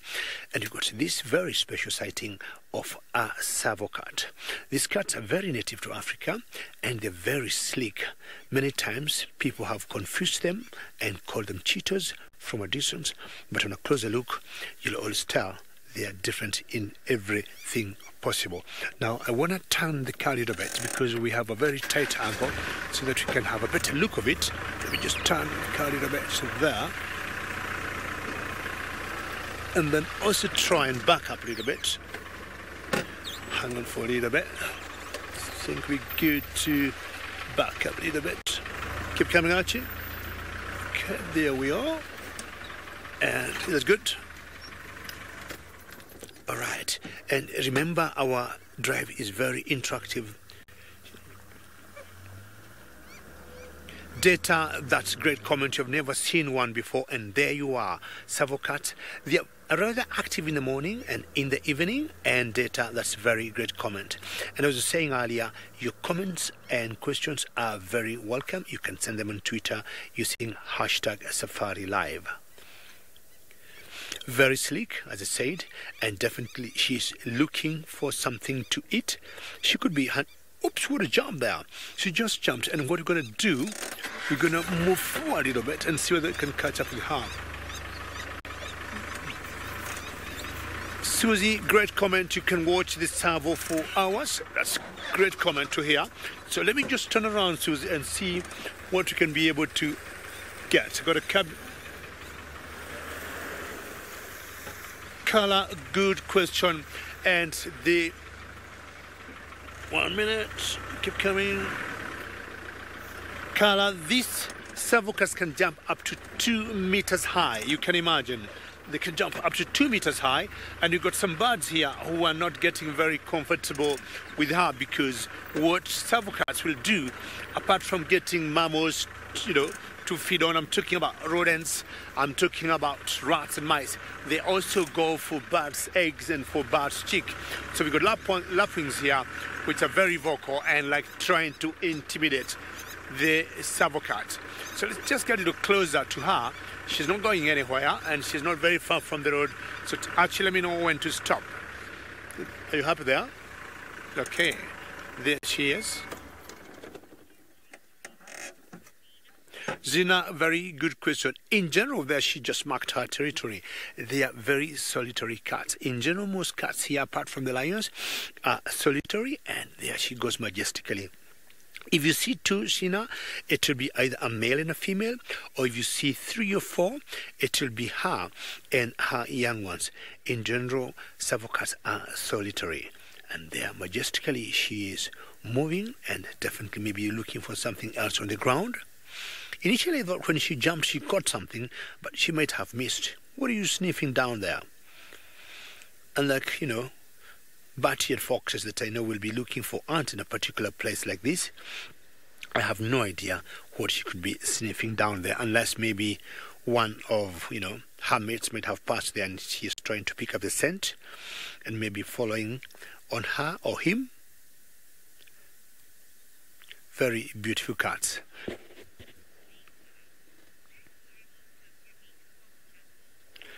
Lisa, I think you would like to know whether they have, unique spot patterns like, spot patterns like other cats. Yes, they do. And when you look at them carefully, just like cheetahs and leopards, you will notice the patterns keep changing or look very different. And of all the cats I know or we have in Africa, this one is my favorite one, Lisa, for some very obvious reason. I'm going to stop here. I don't want to push it so much. And it's got different design or spot patterns on her body. If you look on the hindquarters, I was saying earlier, she may look like a cheetah, but the back, the spots are very different. Look at the ears and look at the white marks behind the ears. That makes it very unique, unlike all the other cats. Cheetahs, for example, have spots all over the bodies. If you look at leopards, they got rosettes all over the body. Because you say they are a lot larger than you expected. Yes, savocats are huge, and I remember way back when I was a small boy, I used to call them young or small cheetahs until I found out they are totally different species altogether and not cheetahs. Now, if you look on the neck, hopefully you'll be lucky to see the neck. The necks, yes, very good, thank you. It's like you had me. The pattern there, they look like what you call the king cheetah. They have like elongated spots, which you'll always see on king cheetahs. And then the back side of it, you see the normal spots like you see on cheetahs. It could be like a cross between the normal cheetah that we know and the king cheetah when you think of it, but definitely not the case. Look behind the head there, and see she does not have spots per se. They're like those black lines. Time to clean her paws. And how cool is this, eh? Remember, very interactive drive that we do. Should you have any questions, please send them through #SafariLive. And this has been an exciting morning. I think this savocat has made my day. Well, I want to thank you. I want to give you one more look before I move on. And I would also want to thank all of you for having watched this. And my name is David, and I was with Archie on camera. Many thanks for having watched. And don't go away. We might be sending you other notifications in the very near future, and we'll be able to see other exciting moments. For now, from me and Archie, goodbye.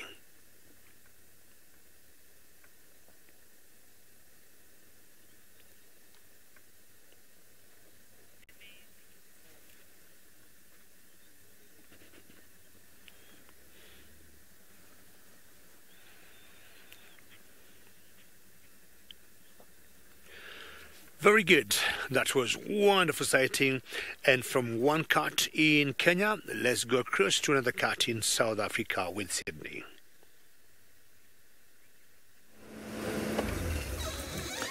So you can see that I have got Hosanna, who is now mobiling a little bit, but he's not interested on anything at the moment. You can see that he's just standing there. Maybe he saw something, but he just moved for a couple of meters, less than 40 meters.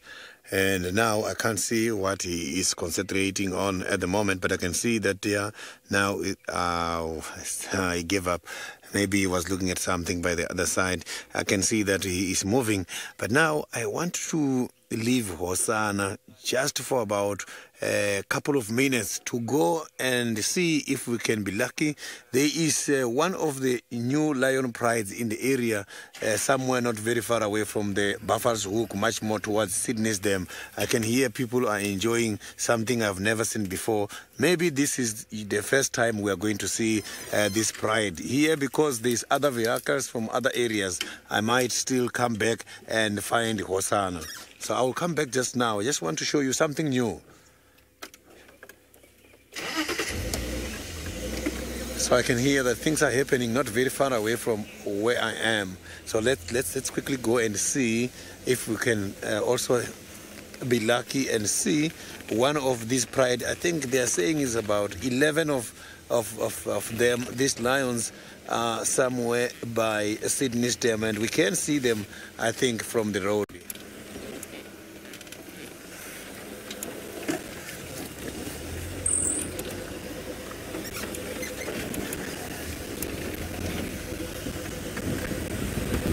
So I will come back and carry on with Hosanna. So now let's quickly go to Steve, who is now busy preparing to have a medicinal tea. Wow, thank you very much, Sid, as I am indeed. I've got a little bit of water on the boil here. So first of all, what I want to do is to get a decoction going. Here is the setup. I've got some leaves that we harvested earlier, very, very fresh. I've got lots and lots of bark here that we've also been harvesting today, and I've been breaking some of it up as well and sieving it so as to get a powdered bark, and I'll explain to you that in a little moment. You see how the powdered bark comes through here. So I've got the bark, I've got some powdered bark, and then these are just the few little roots that I collected before.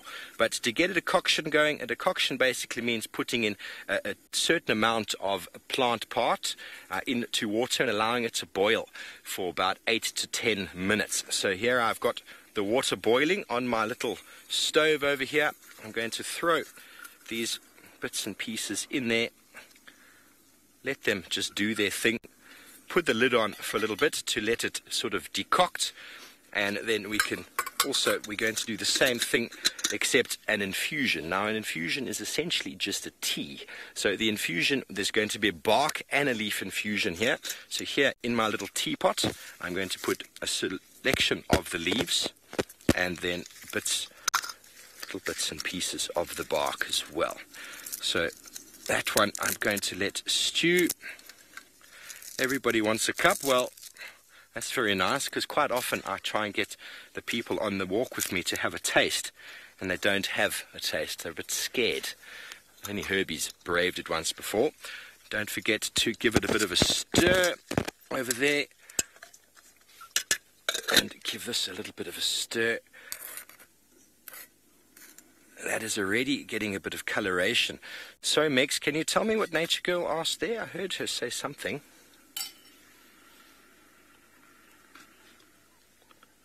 Oh, Nature Girl, you want to know about adult kind of tea. So now I'm thinking, are you talking about an aphrodisiac? Well, Nature Girl, it just so happens that while I'm busy filing down, just to get a little bit more bark powder out of here, the bark powder, I'll get back to your question in a minute, the bark powder, together with a leaf powder, which I don't have the leaves now, I need to dry them and crush them, can actually be very well used for all sorts of chest complaints. But seeing as you've got some leaves, Nature Girl, first of all, these leaves are very tasty, very edible, and, well, they are well known on their own, just like this, to be an aphrodisiac. I hope that's what you're looking for. Aphrodisiac. Just munching away. What I'm going to do, though, is while we wait for this to boil, this has got to boil for about 8 minutes. The tea, this water I'd boiled already, is infusing. An infusion is just basically a tea. You're not necessarily boiling it. It's just to get a very light amount of the components out of the tea. You can see it's just sort of doing its thing there. A little bit of a spoon. You could say an infusion is steeping. It's the steeping. You don't need to boil it, whereas the decoction, you can see already after a couple of minutes the coloration is coming through there.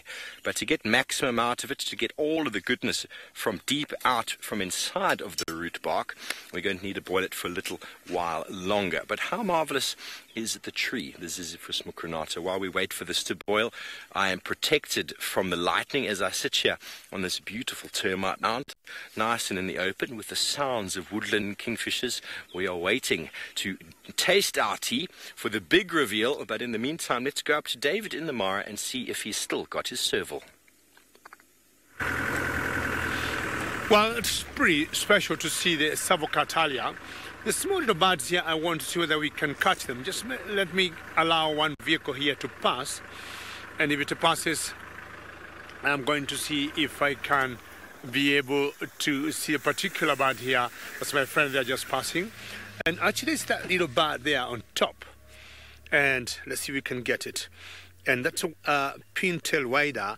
And I think I had a question from, was it Jonathan, who was asking, do birds breed, you know, with all the rains going on? And I just remembered, I'm sorry there, that this could be one of those birds that could be doing that. This one here has got a pin-tailed wider, and it is a male. It is a male because, look, where do you go? That is trying to follow it up. Look, it's very long tail there. I think he's gone. He landed somewhere on the road there. Let's see if they can catch up with him. And during the breeding time, like now, I think it was Jonathan who had this question for me. They'll always have these very elongated tails, which they will use to excite the girls. So we'll have it right on the road there. Let's see if he's going to run away. Right there, Archie.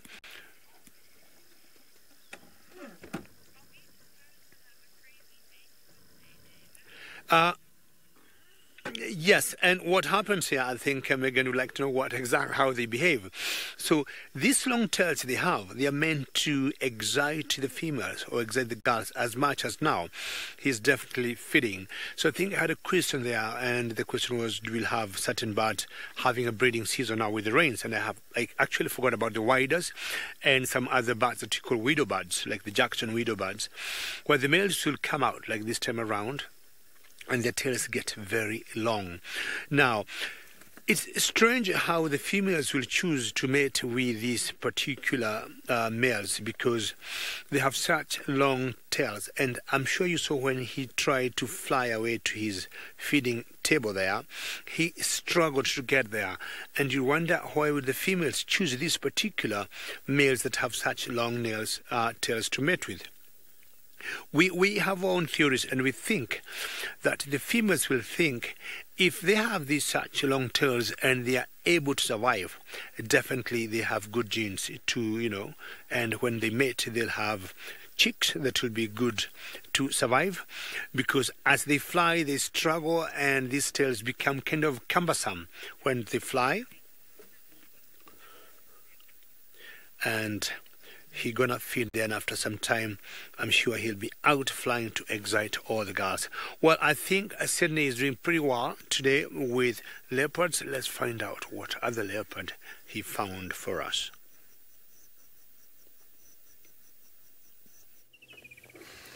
So this is not a lion in the leopard skin. I am very lucky with another leopard. He looks like Tingana. I'm sure this is Tingana. On my way to the lions, I then come across a leopard relaxed. This is inside the buffer's hook, just close to the borderline between us and the buffer's hook. But he is by the other side of the buffer's hook. You can see him right on top of the termite mound. Maybe this is what you have heard sowing by the dam cam earlier this morning.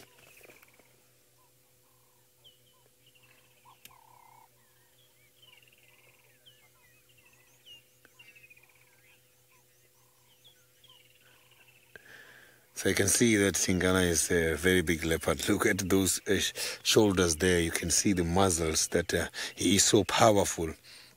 I'm not surprised why all these other leopards are afraid of Tingana.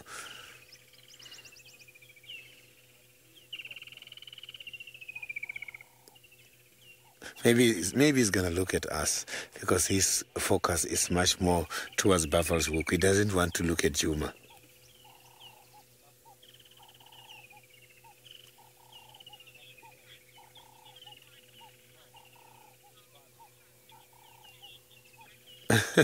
He must be looking for something to eat. Look at that. He's falling asleep. You see the head is going down.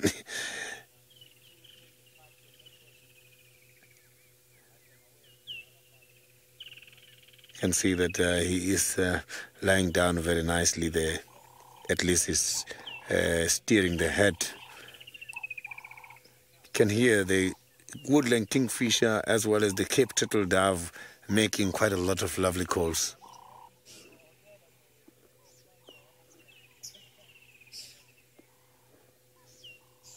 Always very nice to hear the woodland kingfishers. The call they make is phenomenal.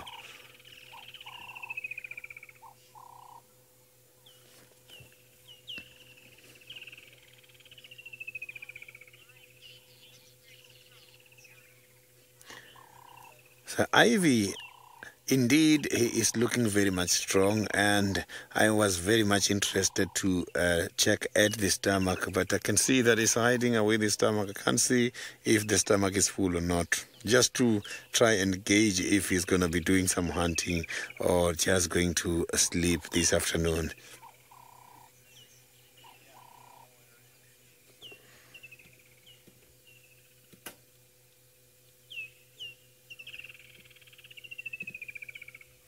You can see the ears are concentrating all the time.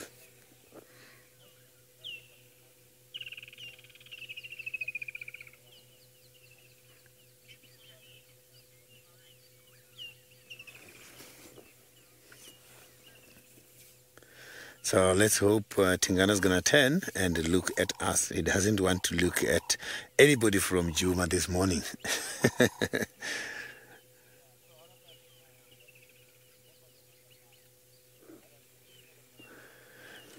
So now I don't want to lose the sighting I have promised you earlier on, which is for a new lion pride in the area.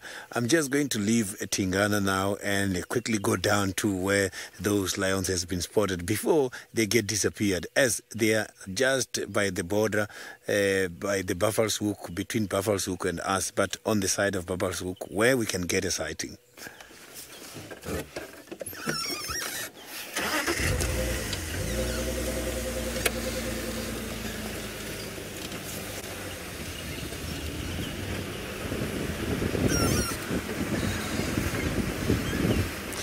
We are so very lucky with the leopards this morning.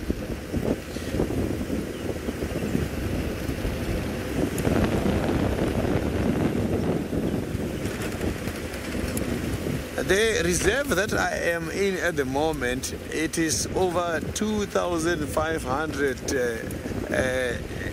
kilometers square. And if you can check, the fences has been taken down. When the fences has been taken down, it means the size is no longer the same, because animals, they are freely roaming. So we don't have to only concentrate on that size of the reserve, because animals, they are coming and going all the time. So that is why our vegetation is looking very good, because the animals, they've got quite a lot of food to eat. They don't only concentrate in the same area.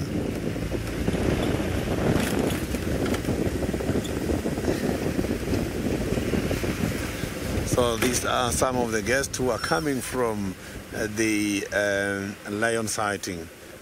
Morning. You see the branch there, but I'm sure a little bit difficult to see because it's open area, but bushes there, bushes there right there. Oh, okay. You can see the branch, so check more down. Oh, thank you. So it's one of the vehicles giving me some updates on where exactly I must check for these lions when I get there.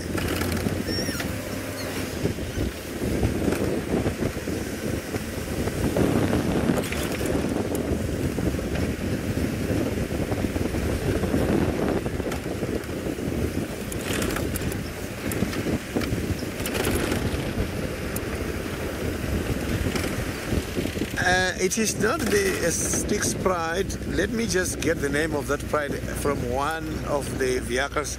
As I heard, they did call a name which is not familiar. Rex, come in. I will get that for you now.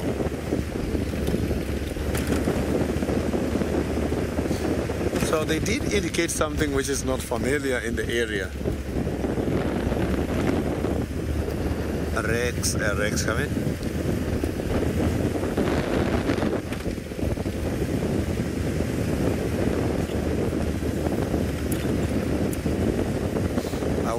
I will give you the update soon as I get someone I heard talking about the specific name for the Lion Pride.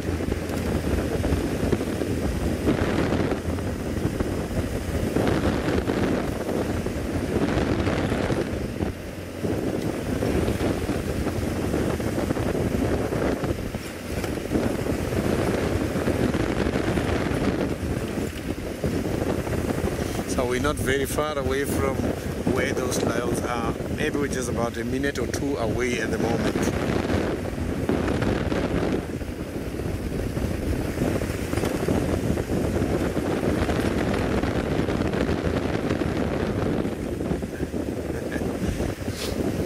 Always very interesting to see something new.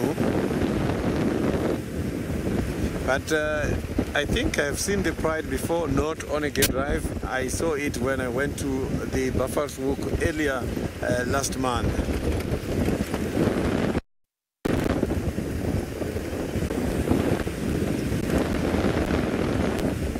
And when we saw the pride, that's for the first time for the people on the side to see them.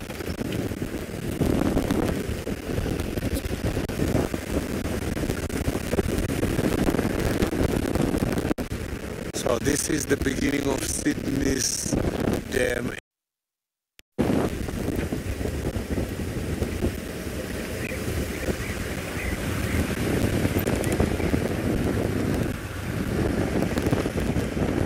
So the signals are not very good here where I am at the moment, and apologies for that. It does happen mostly now when the trees are trying to regrow all the leaves and getting the branches.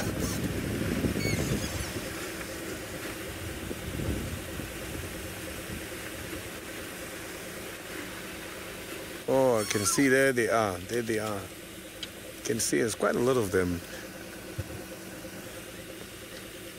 You can see they are looking and looking and looking and looking. You can see here they are.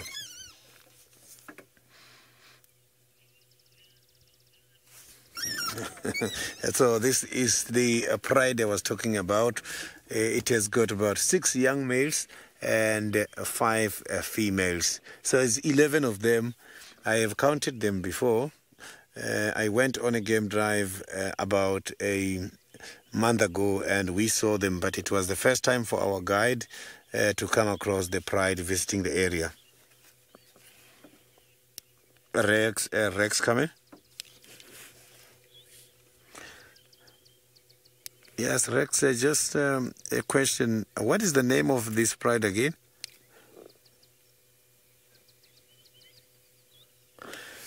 I got the name. This is called Shikukutu Pride. Shikukutu Pride. So it's one of those pride. At the moment, I'm just by myself by the sighting. So this is the Shikukutu Pride.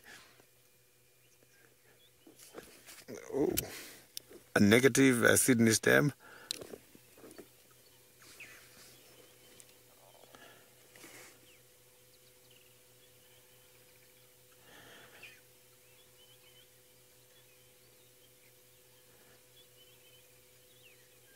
So you can see that now I think they are going down to relax at the moment.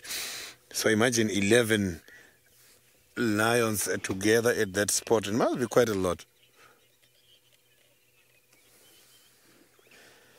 Yeah, the Shikukutu Pride is a new pride visiting this area. So I wonder where this pride is concentrating the most.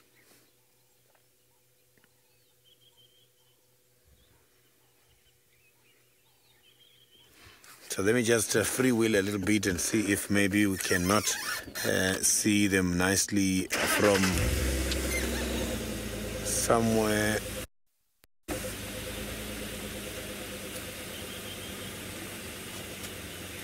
Oh, there's a very big male there.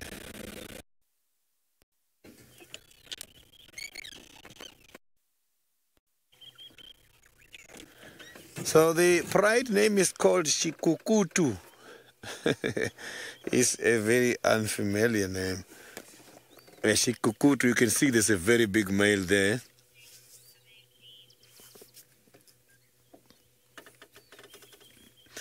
So Shikukutu, I am not too sure which language is that and what it means, but I will find out.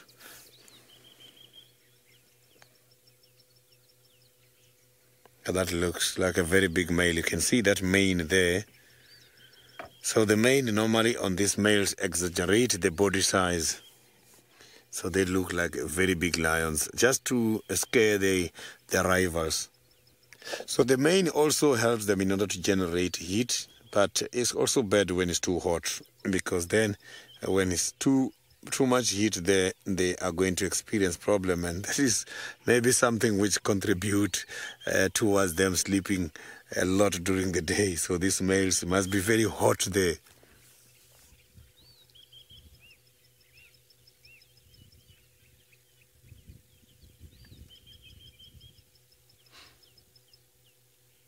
So let's hope he's going to wake up.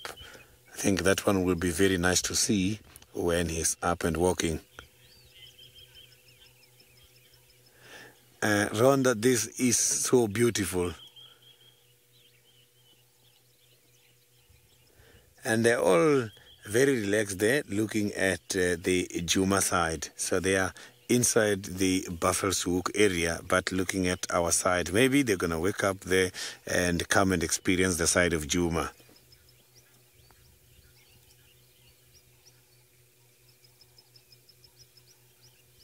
Well, he's sleeping.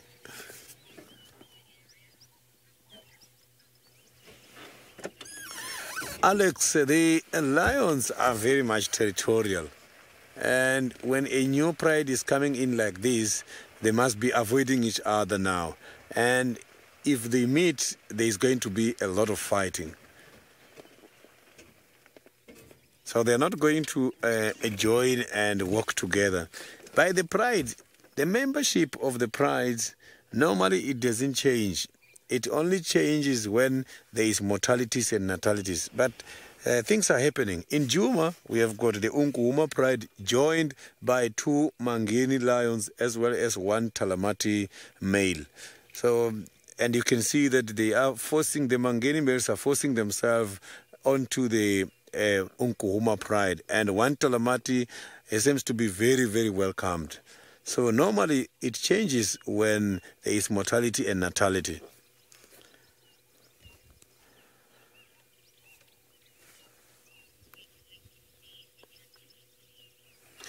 So now let's quickly go back to Steve, who is now about to drink his medicinal tree. Well, Sid, it is a cat morning for you, it seems, sir, just bumping from one to the other. Where were all these animals last night? But anyway, we have come to the finale of the Medicinal Mondays, and, well, let's jump right into it. First of all, the powdered bark that I was talking about, crushed up nicely like this with powdered leaf.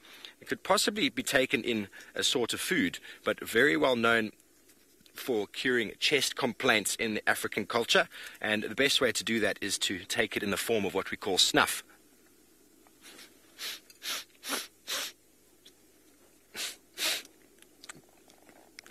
And that's going to go up and down into the chest cavity. It's a little bit dry, but okay.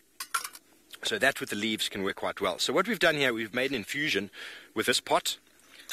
There you can see the bark and the leaves inside. And while the bark infusion is quite well known for, has been used, should I say, by traditional people for chest complaints as an expectorant, which means to activate or release mucus out of the lungs, and also when you've got bad chest complaints or coughs, and then also as an emetic. And an emetic is something that if you drink, cause you to vomit. So here we're going to pour some of this in using a filter. Have a look at the beautiful colors of just the infusion. Lovely colors there. Let me just turn off my little... While I allow that to cool down, let me have a little show and a reveal of the decoction that has come up here of the roots. That was hot. Look at the coloration that's come through there. And by doing a decoction, you boil it for about 8 minutes. You take the lid off to obviously evaporate a lot of the liquid, so the liquid gets nice and concentrated. So I'm going to take a little bit of it here just to show you the colors. Oopsie. Look at that. Isn't that wonderful? So that is all the active ingredients that we've taken out of the root. And well, as far as the bark is concerned, in the infusion we saw before, that is for chest complaints, expectorant, emetic. Will probably help you to void any contents in your stomach you might have. Let this one cool down as well. I'm going to have to get a little bit of water, because as we know, when it's hot like this, it's just going to burn me. So sorry about the oopsie. Water in my camelback. There we go. Obviously diluting it just a little bit. Oh, hang on, we wanted to see color. We saw the color. Now that I've diluted it slightly, still a little bit of color there you can see, just like what you'd find in many sort of teas.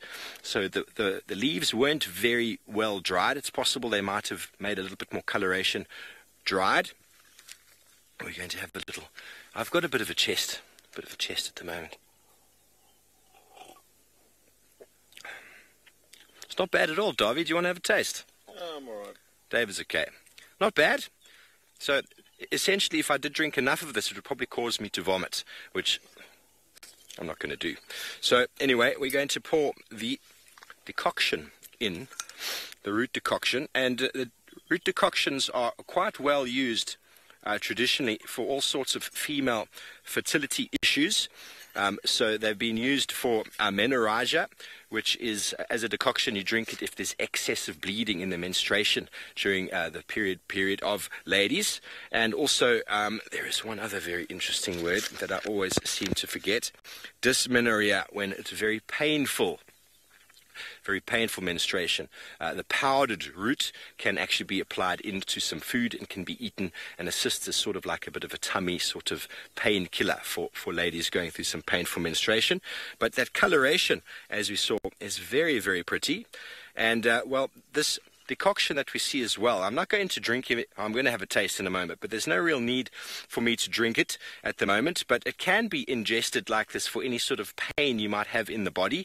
So obviously menstruation pain, there might be some swelling inside, chest complaints, sort of abdominal pain. It works quite well for that. But then also a wash used out of this can be applied to any wounds on the skin, if you have any abrasions, if you have any tubular swelling, and maybe also applied to infection.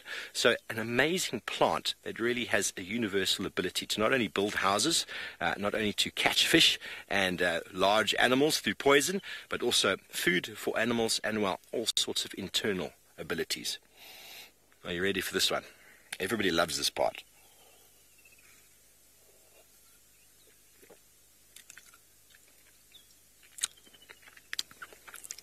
Herbie, would you like some? Herbie's just said no thanks. It's not that bad. A little bit of honey, I suppose. I am feeling quite pain inside. Not really.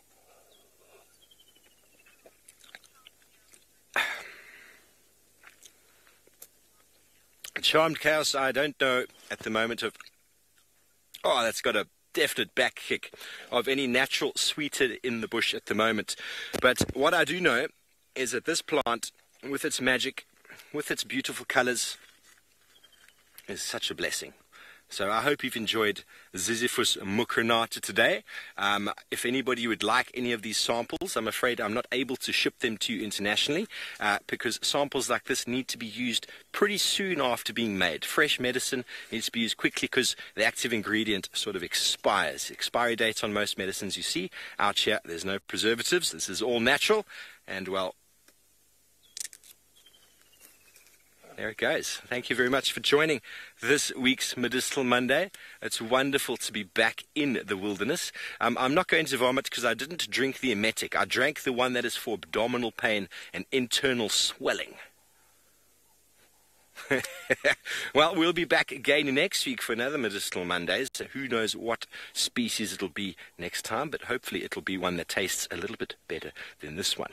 So I'm going to continue packing up my information here, putting it all back into my bag, and we're going to continue on, and maybe we will find ourselves a leopard.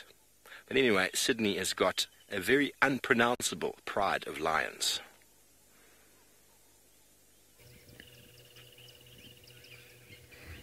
You can see that the lions are still here, and I can only see few.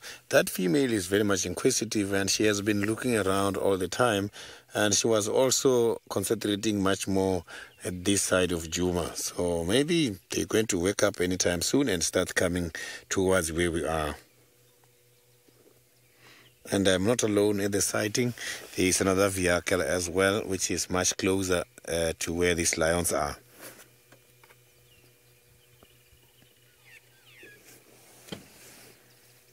So there was a hyena here who came to investigate, but this hyena did not go much closer. I saw the hyena sniffed the air, and after that moved a little bit closer and then decided to move away. So the hyena saw the lions very well.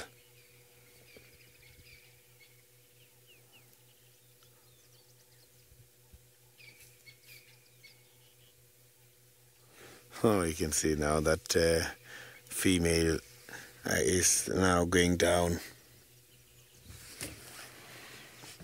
So there's only one I can see there in the middle, which is clear at the moment. The other ones are just down.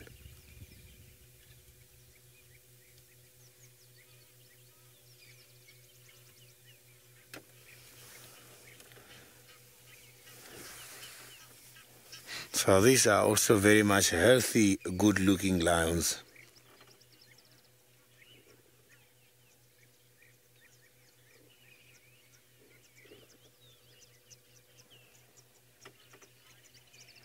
So now let's cross over to David, who's got the different pride of lions. He's just waiting by the Masai Mara at the moment.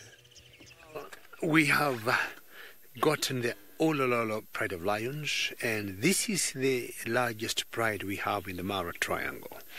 I've been counting them because we've been following for the last few minutes in very muddy conditions, and I have counted 11. I have counted 11. There could be more, but in general, this pride will always consist of 16 members, 16.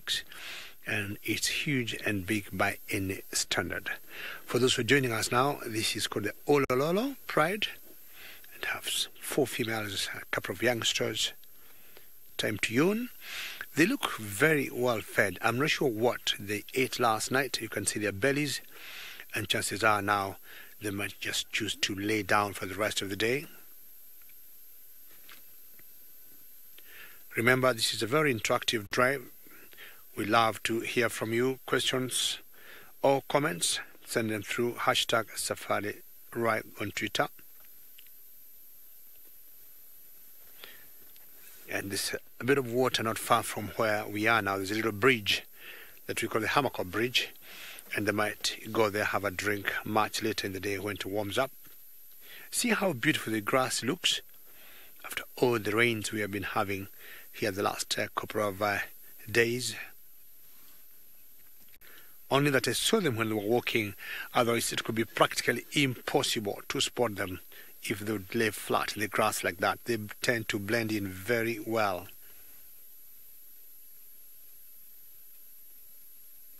Typical of lions when full, I mean, there's nothing else you got to do. It's now just to lay down and have a nap maybe for the rest of the day. But being such a huge pride, I'm not surprised maybe later on they might go for food. But should any prey pass around here, be it a zebra or a wildebeest, they'll definitely go for it.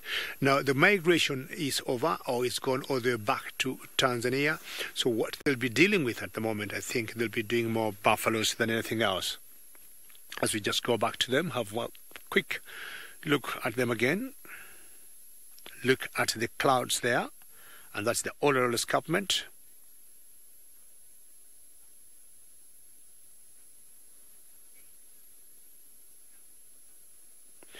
Jonathan, I'm not sure we got any concerns of the pride or the males getting any issues here or getting sick. I hope that was your question, Megan, from Jonathan. So just laying down and just cleaning themselves.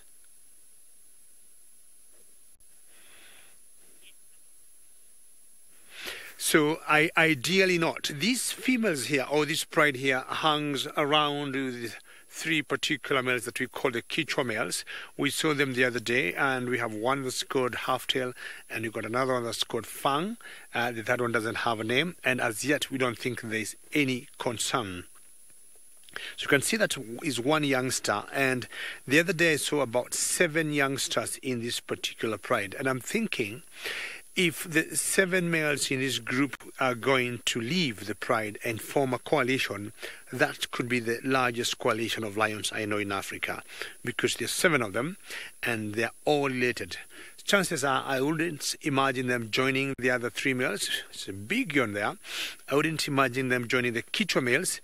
They would maybe want to have their own coalition, because they could be not exactly the same leaders, but leaders that have known each other from birth. So I would say that would be a formidable coalition of lions around the Mara Triangle.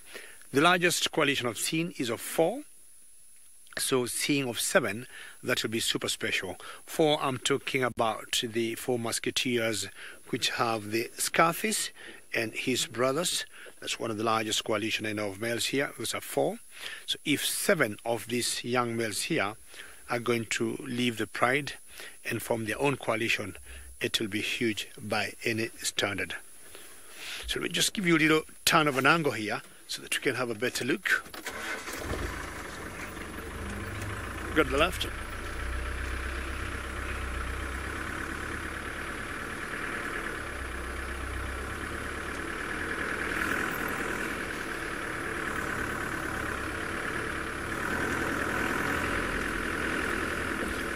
Since you're talking about the water affecting the lions and what should happen. Now, the grass at the moment is so wet, but they don't look to be worried by that. Well, because they have pretty good cushion of their fur on their bodies, so even laying on the wet grass, it should be fine, because it's not as much water, and the grass gives them some good cushion to protect them from the water. And the biggest challenge, I would say, for lions is when it's raining. They may inhale, a lot of water vapor in the air, or when it's raining heavily, they could easily get cold. But as it is now, when the rains have stopped, it's always good for them to go. I guess they might spend the rest of the day here, because they've found themselves some nice bedding, and the strength is their numbers staying as they are. And they'll snooze, I think, for the better part of the day. But again, as I was saying, the migration gone. Now they're left dealing with bigger game of prey, talking of buffaloes.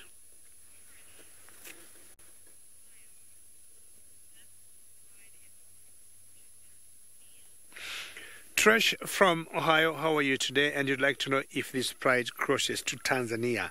I doubt, Trish, that happens, because lions are very territorial, Trish. And what happens is each lion or each pride will always protect its territory, and any time they cross the boundaries of another territory, the owners of that particular territory will fight back. So as far as I'm concerned, I have never had this pride getting to Tanzania. They have always remained in Kenya, and mostly in the Mara Triangle. And the Mara is big. There's the other side of the Mara, which you call the main Mara. That's the other side of the river. But this particular pride have always roamed and reigned in this area of the Mara Triangle. Well, it's time for greetings. It's time to say jambo, jambo to each other. Hello, and time to groom. 2 of them grooming, the one in the middle there. Either they have the same litter, that's just my guess, I do not know. And another one joins in. And this reminds us how social lions could be. and grooming is very typical of lions, and that's so very sweet. Look at that. It's from the teeth, from the mouth to the bodies, flicking the tails, and you can see that's a youngster. All those are young males, and you can tell from the little short men coming out, and when you look under their tails, you can confirm they're males. And look at the belly of that guy there. I'm trying to imagine how many pounds of meat he got. Went to say hi to mom. Is that another female there? It's another youngster there, another young male. I think it's time for them to do all the greetings in the morning and finding out how the night was. And everybody looks up. Why are you grinning there? You need to go and see Jumbo like everybody else, what they have done. Please don't come to the car. This is one of the biggest females in this particular pride. Not sure where she wants to go. There are 4 females in this particular pride here. And so many youngsters. So 11 have counted in total.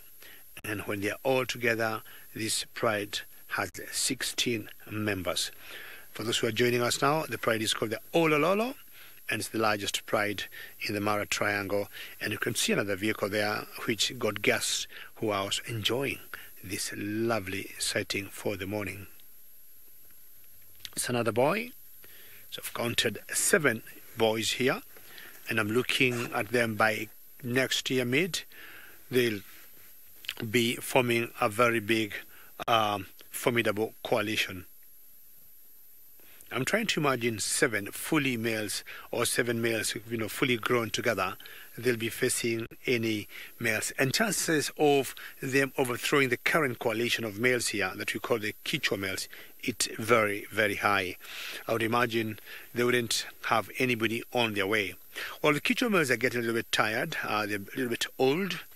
And if these boys grow the way they're growing and being fed very well, because at the moment they have been participating in hunting, chances are coming maybe June next year, they might decide, you know what, the Quichua males are tired and you have to give way to these particular males.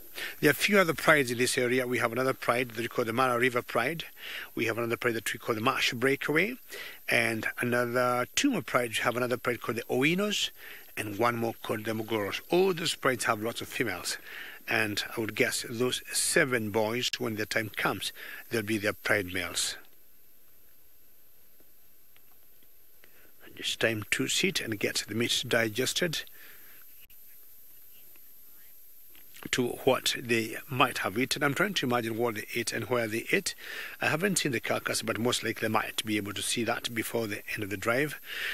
And from the lions in the Mara, we'll take you to the lions in Kruger National Park with Sydney.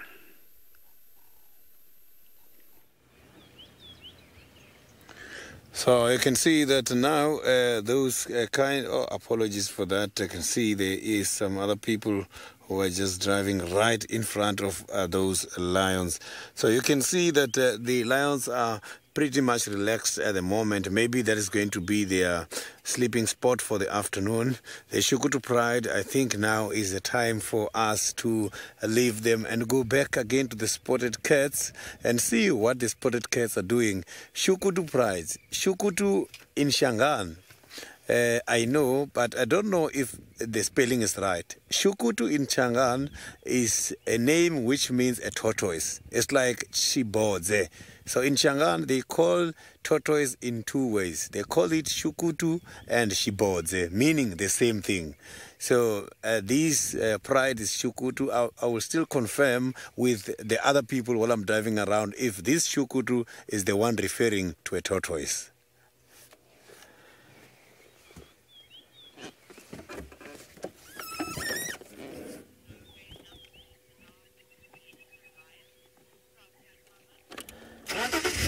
Polecat mamas here in Africa, specifically in South Africa at the moment, the lion's population is very much high. I don't think there is any other continent having this kind of big cats still in huge numbers.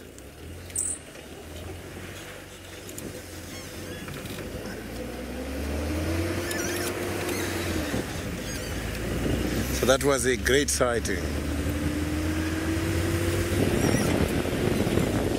So now it might be difficult a little bit when we get back there to see if we can find Hosanna, as it has been a while. Maybe he is still moving on.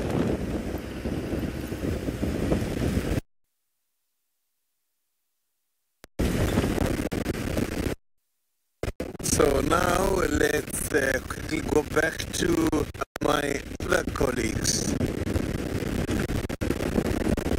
Thanks, it is. Well, beautiful, beautiful trees, beautiful lions. What a morning. It's still nice and cool.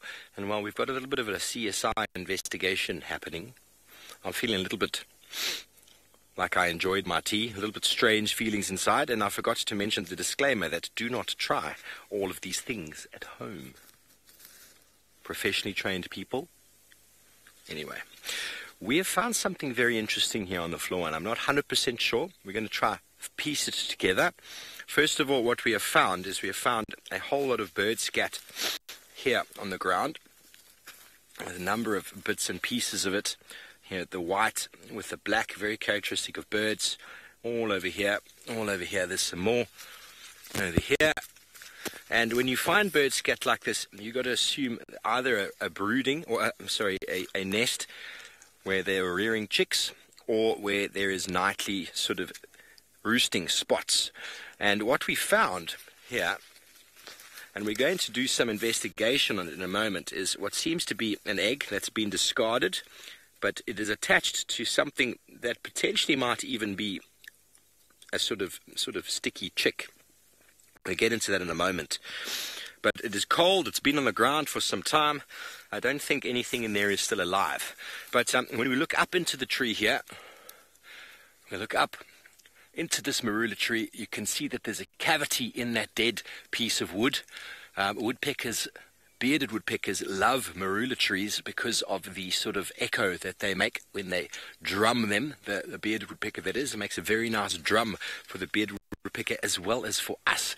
And that cavity on a dead branch like that, nice oval sort of hole, can go about 300 centimeters in. So it can go quite far. Not centimeters, that's 3 meters. It can go 30 centimeters into the branch there, where they will then have their nest on wood chips. That is the bearded woodpecker. A lot of other woodpeckers will use the same thing. But what's happened is it might not even have been a woodpecker, but I'm just assuming it might be. We're going to have a little look-see, shall we? But woodpeckers have got an unmarked egg. It's oval in shape, glossy and white. It's not very glossy, but this definitely appears to be a little bit of a fetus on the side. Sorry, let me just get my knife out. Let me get the other knife. So we're going to try and investigate what exactly this is. That seems to be part of a wing over here. I'm not really sure. We're going to just try pry this little piece off. I don't even think it looks just like fur now. Maybe something ate this and regurgitated it. That's very weird. Very weird, Megs. So that what Herbie and I both thought initially was maybe a baby bird appears to now be fur with bones inside, and I'm now going to have to wash my hands. That is indeed bones. Little jaw bones of what seems to be a rodent. Very, very cool. Almost an owl pellet-like. Almost like an owl pellet. It's got, you can see the jawbone here of what seems to be a small rodent. So maybe something swallowed the egg, tried to ingest it but wasn't able to, and then spat it out. It's got a very feline sort of smell to it. Well, anyway, I've now got very dirty hands, but what we're going to do is we're going to try and open up this egg and maybe see what is inside. It is definitely old, it's definitely dead, so we're not causing any harm out here in Mother Nature, so bear with us while we do so.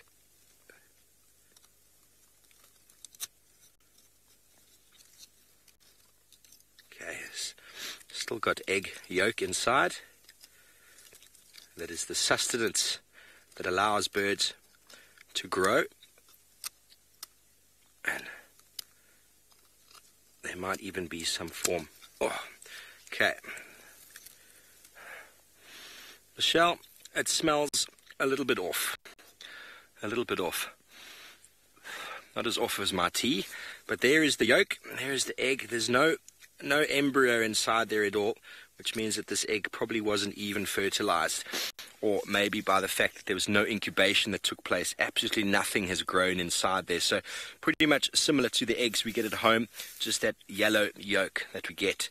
So not 100% sure what's happened here. It is quite interesting to have seen that fur ball on the end of it, as if something that ate a rodent swallowed the egg. And then, does it make sense? Anyway, the bush is full of mystery, full of wonder, and well, I don't only feel funny inside, I now smell funny as well. Oh, well, it seems like Sydney is on an absolute roll today, and the cats are playing his game.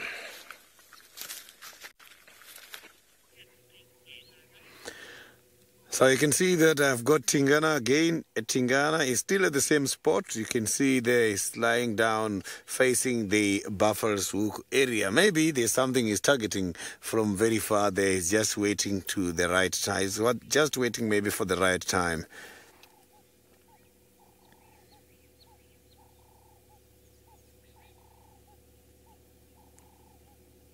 So I thought he was going to be far by now, as when we left him here earlier, he was very much interested to go somewhere.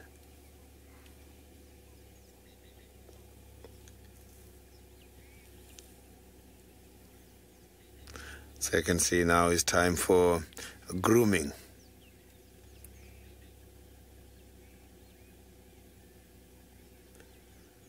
Yeah, Tingana's stomach does not look bad. I think he ate something. So he was spotted yesterday and he went to Torchwood. He came back and now he's by this side of the Buffalo's Hook, which is not a surprise because this is a territorial holder. A territorial holder has got a huge responsibility of doing the patrols.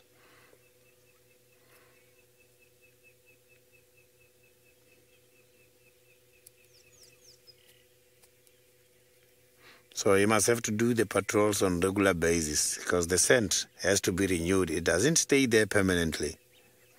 It can last for about 2 to 3 months when it's marked today. But with these heavy rains in the area now, you must have to keep going back in order to give back that scent again, to communicate with the other males of the same species that this is still my property.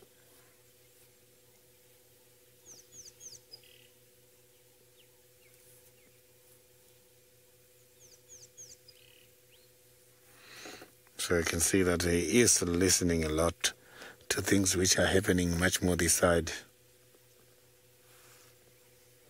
So if you look at the tip of the ears as well as the tail, those are very much most important things the leopard use for communication. So the tail can serve as a visual guidance to the females when they've got the babies to say, let's go this side. So this kind of animals is one of those animals who's got the broadest diet amongst the obligate carnivores. So, but sometimes they're obligate carnivores, but sometimes they breach the obligation and eat grass. So I've seen him on several occasions eating the grass as well as Hosanna. So this kind of animals are carnivores, but don't get surprised. Sometimes they do breach these rules.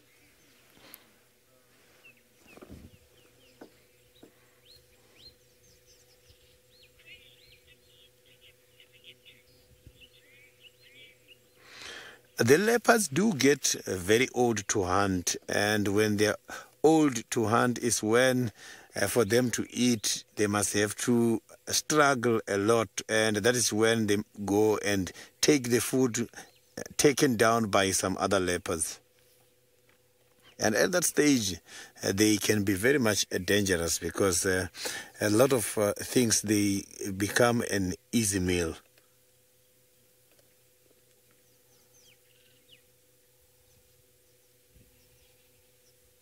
So when the leopard is old, that is when they can also be dangerous to the human beings.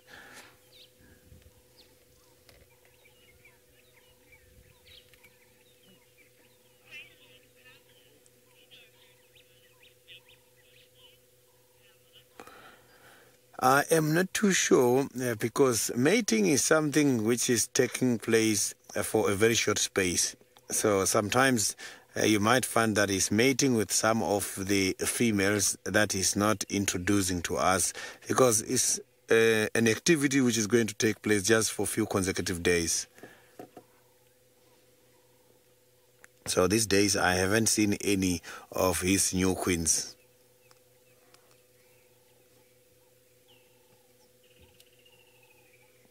So I think now it's time for him to gain quite a lot of strength so that he can, again, if one of the females is on hit in the area, take over again.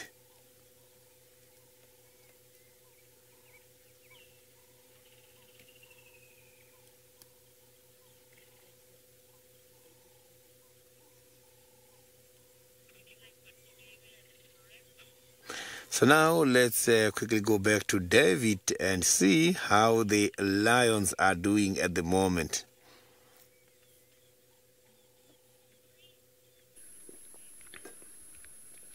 Very well done today, Sydney, because 2 leopards is not a mean achievement. Getting both the Duke and the Chief of Juma, very well done.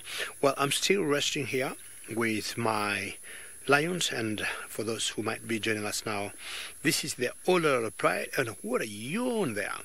And I want to tell you, show you why we call it the Ololo Pride. If you look in the background there, that escarpment, it's very misty, and these lions were named after that escarpment, and that's the very famous Ololo escarpment.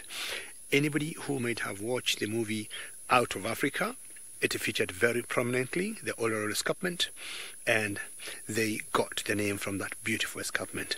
And somewhere in the background there, on the very top, past those cars, past the car coming down, is that road going up? That is where we live. So we live on the escarpment. On very clear days, we get the very best view of the Mara. And with our far lookers, I'm talking about binoculars, we'll always be able to see maybe elephants or any big game. Maybe not lions because they could be quite a distance, but that's the Ololo escarpment. And the mist continues. You remember in the morning we were doing a tweet on how the weather looks like. It has warmed up a little bit, exactly where we are.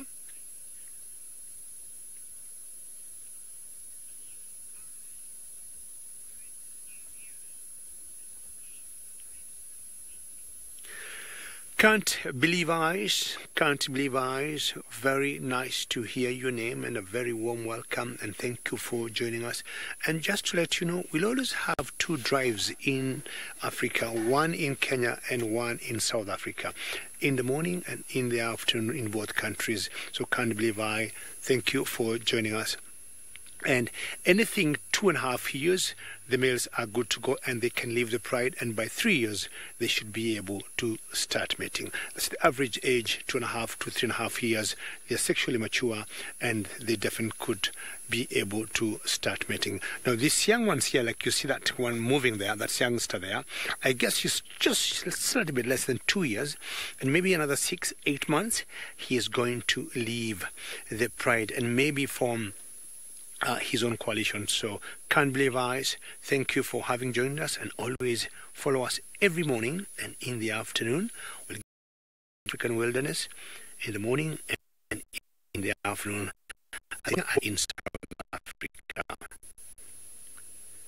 So the area we are in has cleared a little bit, and it's not as misty as you saw up there on the Ololo escarpment. These lions before walking, they were all of them coming from the escarpment, and basically they wanted some better visuals, and they came down where they are, and definitely this area is much warmer than being up there. So another youngster there, and you can see from the neck the mane is coming out, and because they ate, and I'm guessing could be like last night or early this morning, you can see he's definitely maybe leaking his paws in the amount of blood that was left on his paws or legs. That's what they'll do, which is very typical of cats, including the domestic cats. Hello there. This pride, always 16 in total went together, and here we got 11 of them, and they have all gone flat. If anybody will come here after me, chances are they may not be able to see them. So what we'll do now, I'll just allow them to continue being flat because they have slept, and move on, and hopefully I might be seeing something interesting. And my friend Steve have some kind of beetle with himself. Have indeed found something nice on the ground. This dung beetle, we've been watching him make his ball. Now he's going to move it directly away from the dung pile to try and bury it in the ground.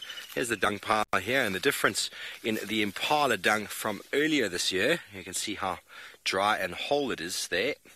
And now the dung, because of the green that we have at the moment, these are the impala pellets as you see them, because of the moisture in the diet and also in the moisture of water. The dung piles are much softer and greener. And he has found a hole already, and he's already got inside. Look at that. He's found a hole and he's disappeared inside. I've only got my phone, I'm afraid, Darby, for a flashlight. Will that work?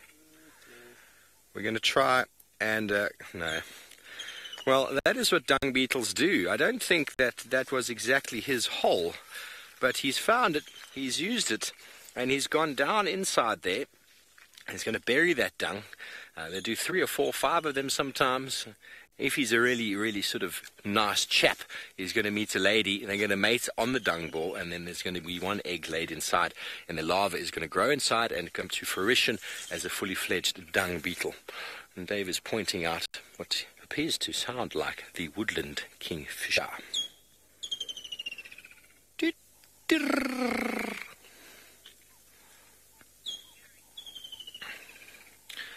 So I know we do talk a lot about dung beetles this time of year, but they are so fascinating, and we don't get to spend too much time with them in the winter months. But in this pile here itself, we've got that telecoprid that's taken the ball away. But you can see here, there's a hole there, and there's all of this movement around underneath this pile. And this is all from the endocoprids, or sorry, not the endo, the endo and the paracoprids that are burying. The paracoprids actually make the balls right here in place, and they go right underneath, leaving it in the hole at the bottom. And that is what is actually quite a successful strategy, because as we know, many of these dung piles or middens will be reused and reused over years to come. And so if you go down deep downside, you lay your egg inside, and that individual hatches, they just have to come to the surface to get nourishment. So they don't have to go far. This is basically where they'll spend their existence. A lot of dung beetles do fly. There are a couple that don't, and so living in a pile like this would be quite beneficial to you for your longevity.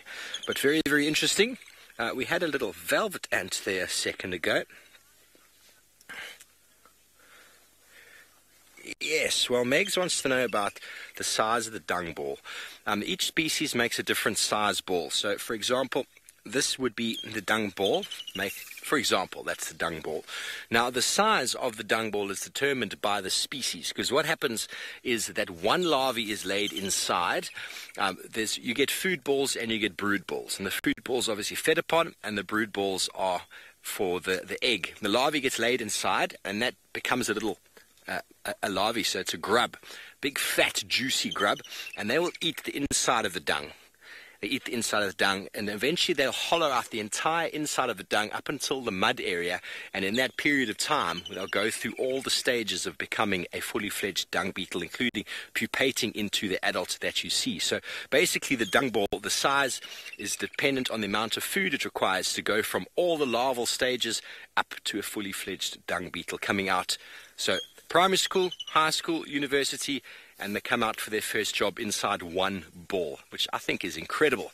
And by burying them under the ground, they're generally quite safe for most of the herbivore, most of the insect-eating organisms or animals out here. But the honey badger, as we know, they like to run around, and they listen, and they smell, and they dig up holes like that. And you can quite often find an area like this that have probably been dug out, and you'll find a number of those balls that have been broken open. And hopefully we can find some, because when you find some that have been broken open, you can actually see the ball, and you can see the inside where it's been broken, or it's been eaten smoothly, like a grub eating inside smoothly. And sometimes you can even find a little bit of sort of silk from the cocoon using to pupate it into an adult. So very good. We're going to continue on. I was almost a little bit ill earlier from my emetic that I drank, but I think it's starting to relieve me. It's starting to feel a lot better. But anyway, Sydney is definitely on a cat morning.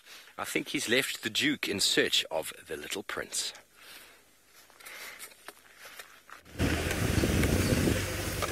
I am now heading back to see if we can reallocate Hosana, as Tingana just decided to focus much more towards the Buffalo's Hook. So now I'm back in Juma, not very far away from the Buffalo's Hook Dam where I left the little chief this morning. So let's see what the little chief is doing. I'm sure little chief is not roaming around here for territorial reasons. He's looking for a chance to have something to eat for the morning.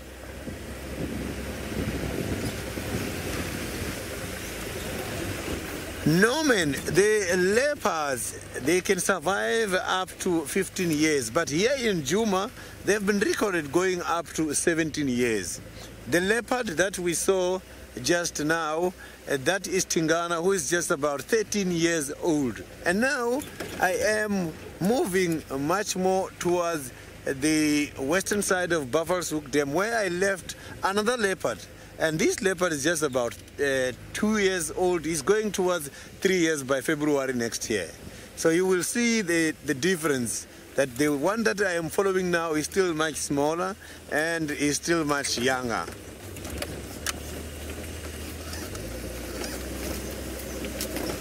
So this is the area where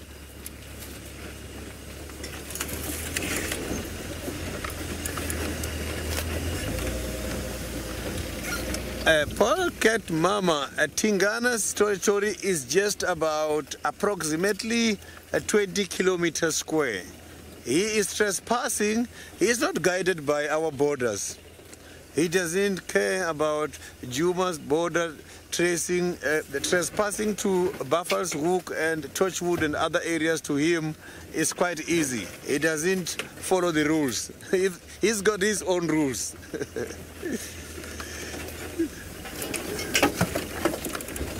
So that is. So now let's quickly go back to David, who is having some birds.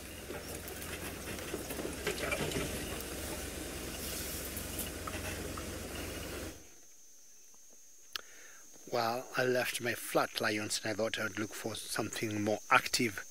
And I got a feather friend here, which is the yellow-throated longclaw. I've always mentioned this before, that I do not understand how some of the nomenclature of birds is done, because for a small little bird to have such a long name, yellow-throated longclaw. Well, longclaw makes some sense to me, because if you're lucky to see the feet, she got very long claws, which sometimes they use to dig out worms from the ground. That makes sense. But yellow-throated long, okay. I just leave it there, because we've got some huge birds, you know, that are bigger than her like 100 times, and they only got like a simple name.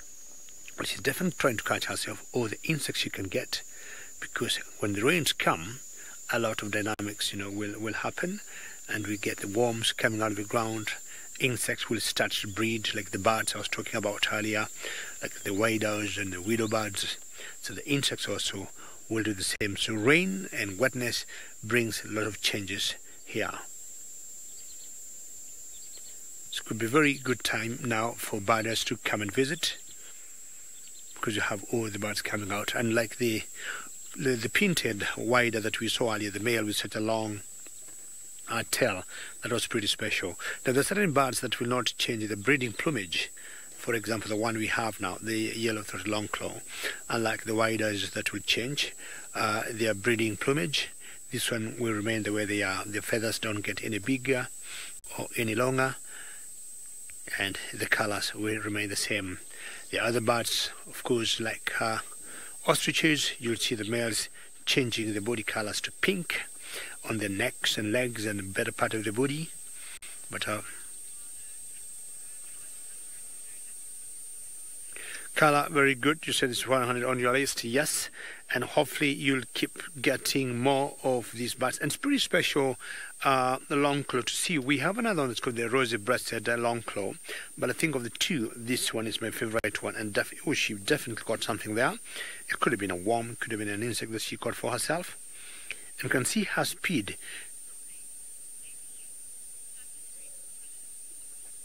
Lemmy, you say such great colors, very true. And I think Lemmy, she also blends in very well in the green.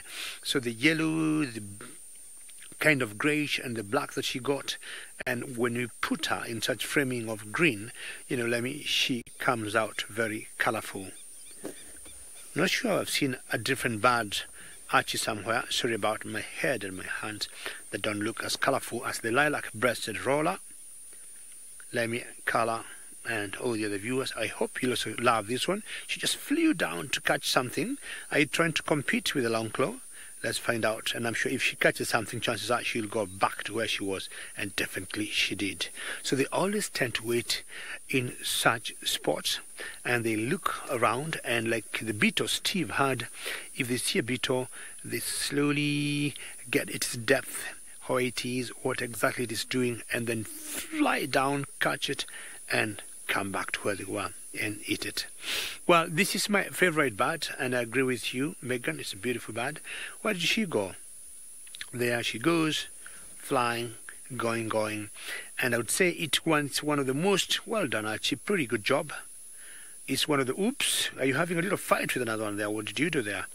It's one of the most photographed bird, I would say, in the whole of Africa because of their colors and their beauty. That's a dove there, and I'm not sure whether they had a little issue with that particular dove. They do not have any commonality there, ring-necked dove. But if it was a bird they could be competing with, it could be a different story. If, for example, it could have been some kind of an eagle. They don't like seeing eagles because eagles once in a while have been known to come and prey on them or their chicks. Fantastic, very good for birding there. Time to move on and seeing how the roads, how muddy they look, and hope we're gonna make it. The challenge when you stop, when it's mud like this, is when you make... Patrick, you'd like to know how far is the nearest Maasai village. Give or take, as a crow would fly, I would say is about 40 kilometers from here. 40 kilometers, so we are talking about 25, 27 miles. That could be the nearest village from where we are, Patrick. So the Maasais, we live on the periphery of the game reserve, but not inside the game park. Well, I think we're doing a lot of birding this morning, and actually have spotted some guinea fowl. So Patrick, on the very edge of the Mara Triangle, that's where you might see the closest Maasai village from here. So they neighbor the park, and apparently we do not have a fence between them and us, or between them and the animals. It's an open area, and once in a while, Patrick, you'll get elephants venturing out of the game reserve. And to me, I've always called the Maasais the unsung heroes of conservation, because they will not hurt those animals, and if anything they think their safety is compromised, they'll always let the game rangers know, and they'll come and push maybe the elephants back in the game reserve. That's called the helmeted guinea fowl, and it's also another beautiful bird. Way back in my village, should we have found these feathers out there, we used to make some very nice headgears or some like necklaces, and they would come out very nice. Different types of guinea hens. This particular one is the helmet.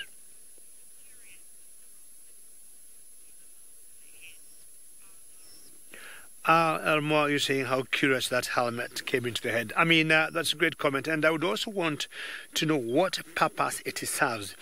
If I look both males and females, the males have a little larger of that crest on the head than the females, and of course a little much brighter blue on the males. But what's that crest, the purpose of that crest? Elmore, I do not know what exactly it serves. But again, as I was saying earlier, in my village, we have always collect the feathers of these birds, and we would make some very nice headgears that we'd use when we had, say, traditional dances during weddings. Some people would also make pendants, have a little string, from a back of a tree, and just hang the feather, as a pendant. And we could also see sometimes some ladies could get these feathers and just stick them on their hair. Going in small little flocks. I'm surprised she's alone there.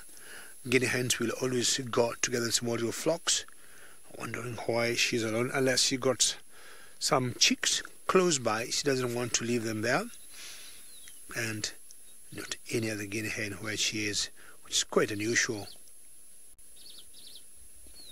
Trying to pan, we didn't see any, so we just move on. Maybe you might see others as we drive on. So saying earlier, when it rains like this, the challenge is you do not stop, because sometimes when you stop, it becomes a bit difficult again to gain momentum and move on. But I would say so far, crossing fingers until I get to the big road. And the whole idea is to avoid the ruts, to make sure you don't get stuck.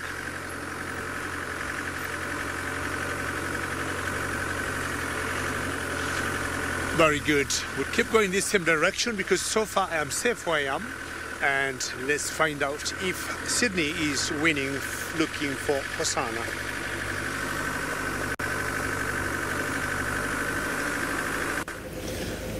I am looking for Hosanna, who just got disappeared somewhere deep in the drainage here, and I can't find him. So I decided to move much more to this direction, as somewhere by Guaripen there's some water. Maybe he's coming for some water here.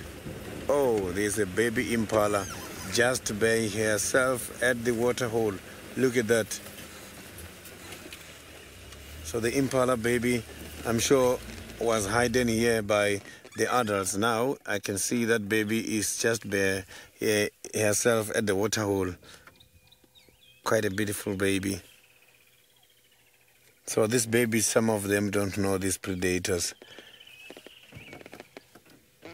And so Hosanna and this baby, possibilities of them to meet are very much high. He is in this area here. So he likes to play with these little ones before he kills them. Sometimes cats, they play with these babies and don't eat them. So I saw the cheetahs playing with an impala before, and they didn't eat it, a baby impala.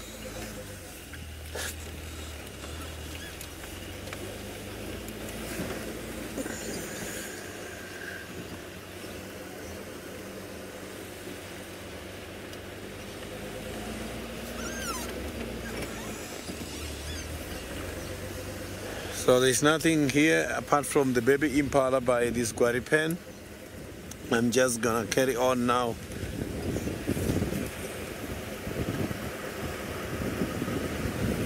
Maybe the baby impala lost the mom, or the mom is somewhere feeding not very far, because impalas, sometimes the mothers, they isolate themselves and they hide their babies and go and feed not far away.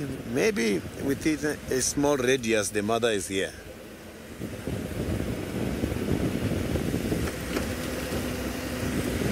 So it's tough in the bush to raise these animals, the babies, to reach adult stage.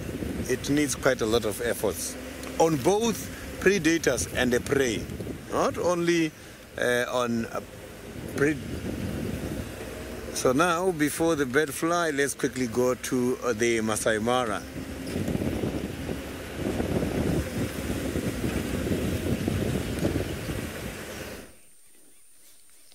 Well, now I have thought I'll do a bit of birding now this morning, because birds are equally exciting. And with all the rains here, I think, the birds they are having a wonderful time. There was a superb starling, sorry to just fly before I spoke about it, but I'm sure Archie will try and get another one. Sorry about my head. But just before we leave there, Archie, do you see another lilac-breasted royal right there, which I think has a better, not sure it's the same one we saw before, or it's a different one. Excellent. Look at that location. I said earlier, this is the most photographed bird in Africa, a well-celebrated bird, and I'm sure all of you can tell why, and you can see what I'm talking about. Of course, you see the lilac color there, which is the most conspicuous, and that's why it's called the lilac-breasted roller. But just look briefly at how many colors she got. So why I would say it's my favorite bird is because of all those beautiful colors, and there's nothing as good looking when you see her in flight. Well, it's the national bird of Kenya, but apparently also is the national bird of a few other countries in Africa, including Botswana.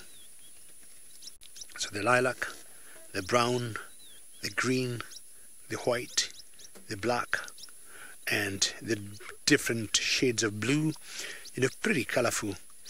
And they tend to roll in the air sometimes, and they come folding their wings and falling down like a stone.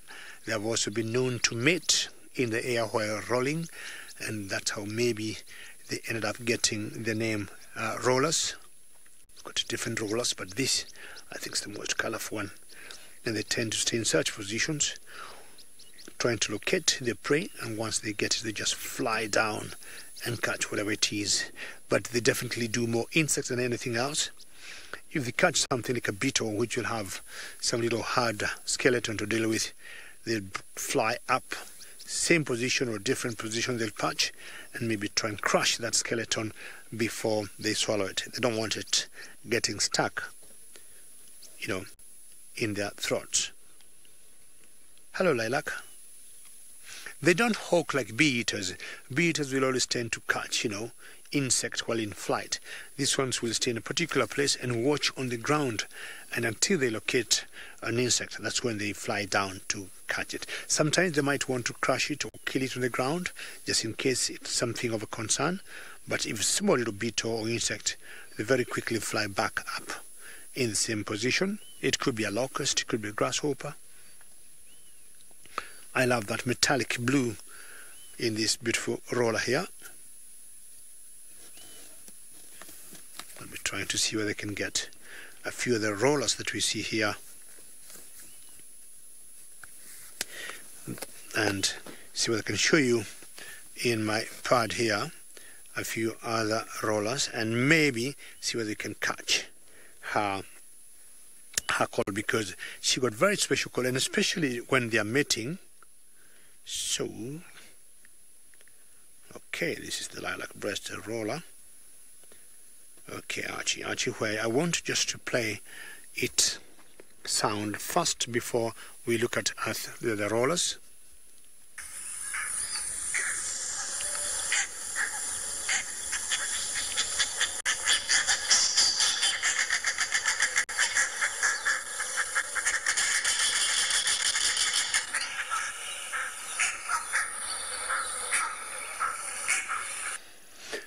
That's either when they're pretty excited or when they are mating. And I was saying there's nothing that looks as good. I'm going to put it there as this roller when you see it on flight. Actually, how does that look? Now, I want you to look at those two pictures there, the one on top and the one below there, and most of the one below, and look at that beautiful bird in flight. How beautiful is that? So when you see them in flight, they come very colorful. So another roller that we see here is the broad-billed and the rufous crown. So I want to show you how they look like. So let's start with the rufous. So that is that's the rufous crowned roller, which is slightly bit larger in size than the lilac-breasted. We equally find them here in Kenya and also here in the Mara. And you see the difference of the immature one, unlike the fully grown one there, the adult. They got a bit of difference in terms of colors before they fledge out. So I'm going to show you one more, and I'm going to show you the broad-billed roller. And as the name suggests, the bill, if you look carefully, is quite large comparing to the other two. Once in a while, very good, Archie, thank you very much. Once in a while, you'll see some other migrant or Palearctic roller that comes around here. That's called the European roller that I'm going to point out to you. And it's equally beautiful, and that's the European roller. And that's an adult there.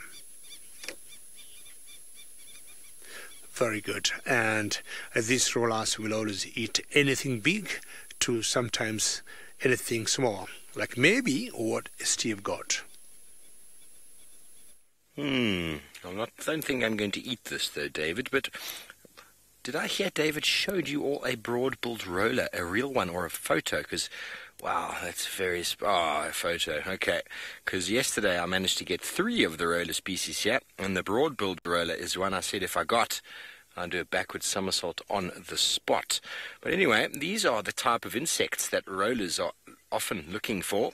Very camouflaged. I think it's a type of grasshopper. I'm not 100% sure, but the camouflage is incredible. I've taken a photo. I'm going to consult my insect encyclopedia when I get home, but if anybody knows what this might be, please let me know. Hashtag SafariLive, or throw your comment in on the YouTube chat stream. It came and landed on my hand and has felt quite comfortable just sitting here, looking very cool. Doesn't realize it's not as camouflaged on my hand as it is on a blade of grass. I mean, if you have a look at the blade of grass over here, look at those two. What do you think that is? Perfectly adapted for what it does. And that's why you find so many birds following large mammals through the long grass, because, well, when the long grass gets disturbed by the large mammal, insect like this is forced to move, forced to fly or jump, and the insect-eating birds, with their very keen eyesight, flop down onto the ground to grab them. I'm going to put this fellow back onto the grass here. Come on, sir. Oh, there he goes, he jumped. And while we were walking along, and we found another egg. And I don't know if this has been deliberately placed here. We haven't touched it. We're not going to move it. There's no weird disturbance, weird thing attached to it this time. And, well, I've been going through the bird app that I have, and, well, we're not anywhere near any tree. The size is about 40 centimeters. It's slightly discolored, and it's a very characteristically sort of Franklin-like egg. So it might be a Coqui Franklin, it might be a crested Franklin. There's no others around. They normally lay them in a clutch, sort of on some loose grass underneath a bush somewhere. Maybe a mongoose got hold of this and flopped it out and tried to eat it and eventually gave up. Maybe got frightened by something in the sky. But the list, there could be about 57 different species with all the categories we've put into the app to find out what egg it is. Not 100% sure. I'm not going to open this one up. Maybe Mum will come back for it, but we're going to just leave it here on the ground. Nature is amazing. Laramua, it's way too small for a guinea fowl, probably about half the size for a guinea fowl, but the coloration and the shape and all that very, very similar. You can see the shape is quite round, so like a ball, in fact, which means that this egg is not the camouflaged egg that's laid on the ground of ground nesting birds. It is an egg that is put into some form of nest that can't roll away. This type of egg shape is the easiest type of egg shape to produce because of the shape and the size.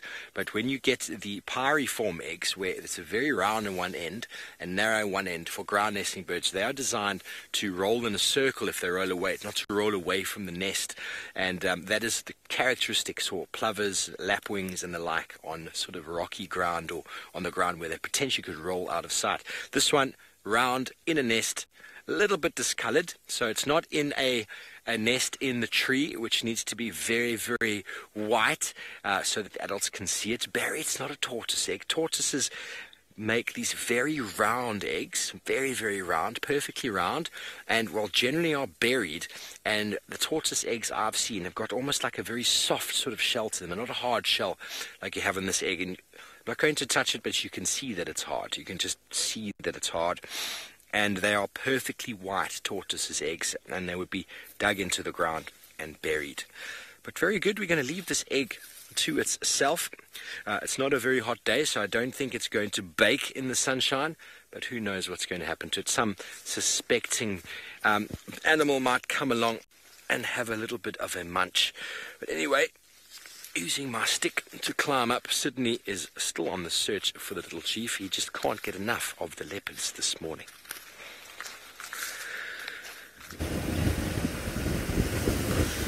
Yeah, the little chief just got disappeared somewhere, much more this side. But I can hear some birds making some kind of noise here. I'm trying to investigate if this is all about the presence of the little sheep or this is maybe something else.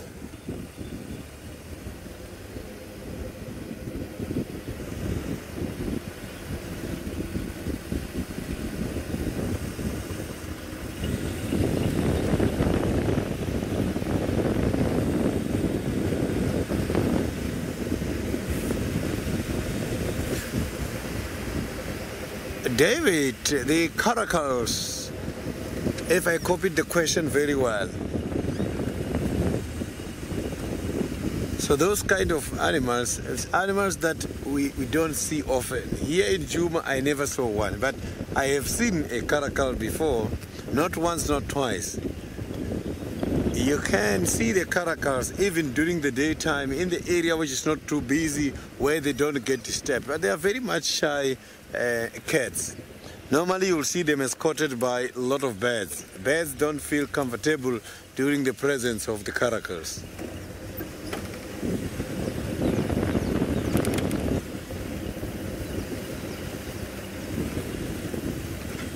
So it's also a lovely cat, a caracal. I haven't seen a caracal for quite a long time.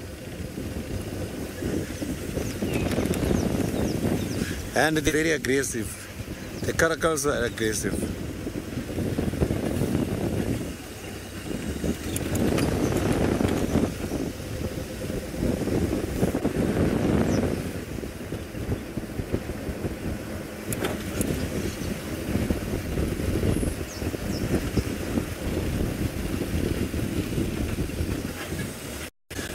I can't see what those birds were complaining about.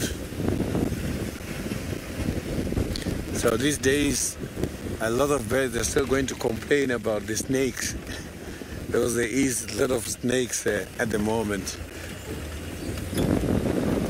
So, but the weather this morning is not favorable for the movement of snakes.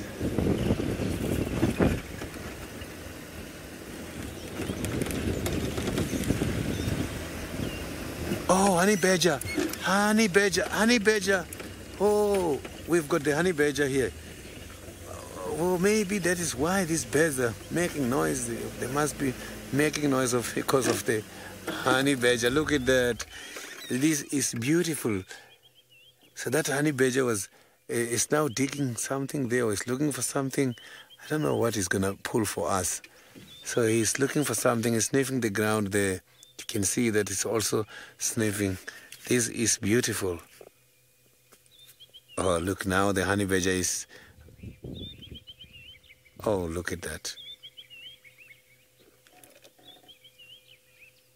So this is one of the good sightings. This is, in fact, my first or second honey badger here in Juma. I think it's my first honey badger, this one.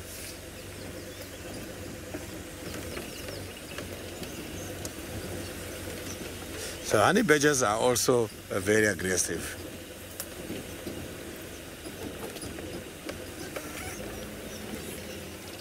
So let's see what that honey badger is looking for. So you can see there, the birds are also complaining about the presence of this honey badger. You can see that he's trying to pick up some of the information from the ground.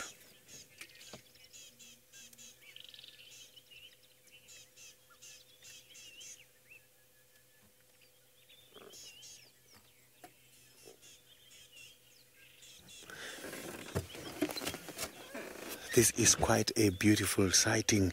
The honey badger is lying somewhere here now at the back of this tomato. Oh, now he's up and running. He's there coming up on top. This is Sydney, Pumulani Mikosi, and I am live from the western side of the Greater Kruger National Park, Sabi Sands Juma Game Reserve. See what I'm waving there. Look at that.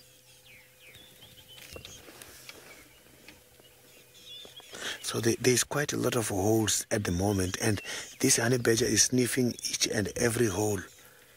I don't know what he's trying to investigate here. And this kind of animals don't mind eating big snakes. Maybe that is what he's trying to look for now. Look, you can see that the nose is always on the ground. He is definitely looking for something.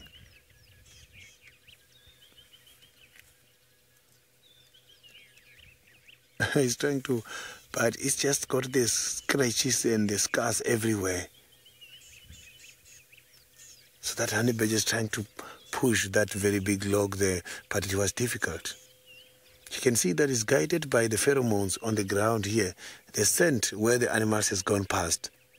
So I'm just going to try and pull forward so that we can see what he's up to, because he's now at the back of these bushes. You can see how they walk. You can see that they're always ready for something. Honey badgers always they are running. They are not very much relaxed. You can see there that now he is running by all means, going much more that side. He's not settled. So he is going right up that side.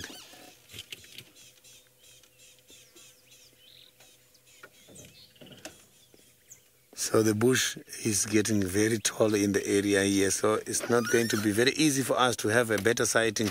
But I'm just going to keep following so that we can see where he's going and what he is doing at the moment. So the honey badgers are venomous resistant. Ellen, this is one of the good sightings. Honey badgers are venomous resistant. So when they're bitten by a snake, they will just recover again and carry on. Sometimes they will even look for the very same snake. You can see there they are. So he's still there, still investigating, the nose deep on the ground. You can see there.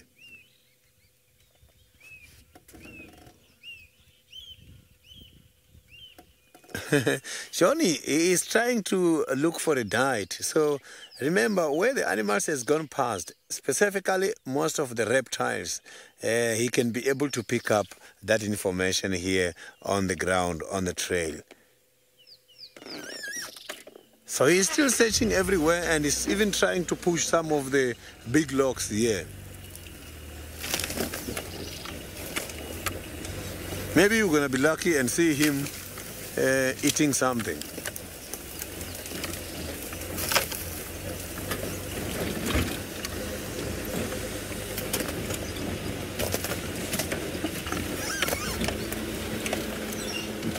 This is a great sighting. We just went into the, look at that. Let's see what he's going to pick up there, because I saw that he reacted very, very fast. Maybe there is something for him to eat. No, he's not having anything there.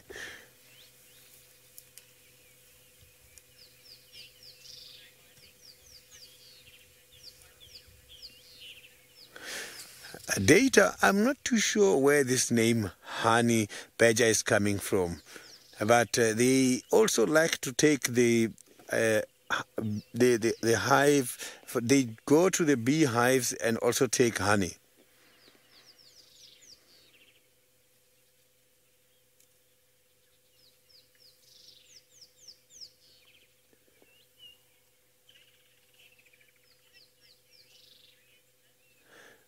The honey badgers do climb trees.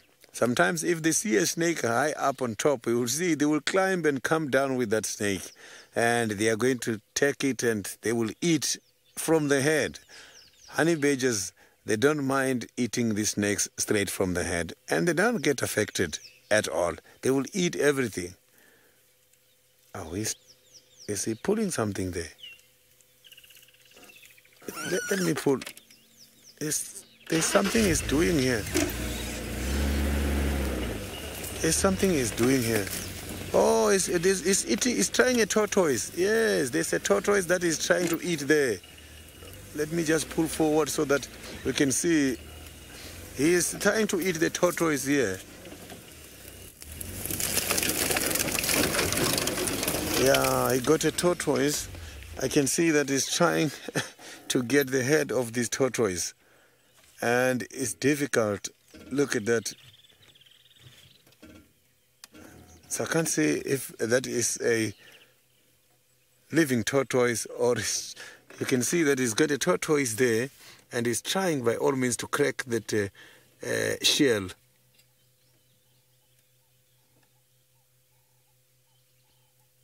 So the tortoise shell is so very much hard because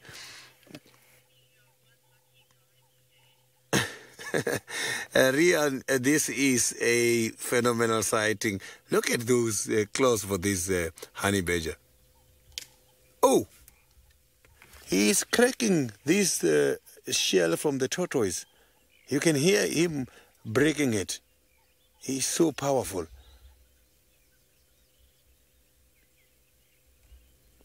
I just want to see if that is a fresh shell of the tortoise or an old one.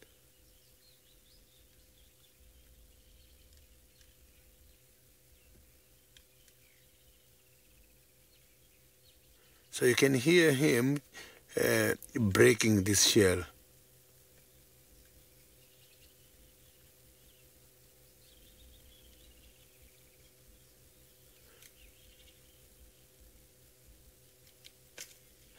You can see.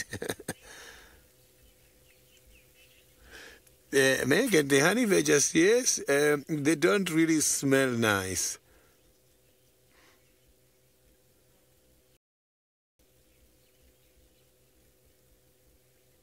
So these kind of animals, such as the honey badgers, they do secrete some of the body fluid which does not smell nice. You can see that it's injured. It's got quite a lot of injuries. You can see there by elbow.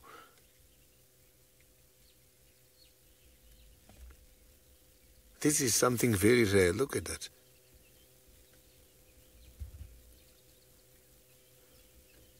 The honey badger is eating the tortoise.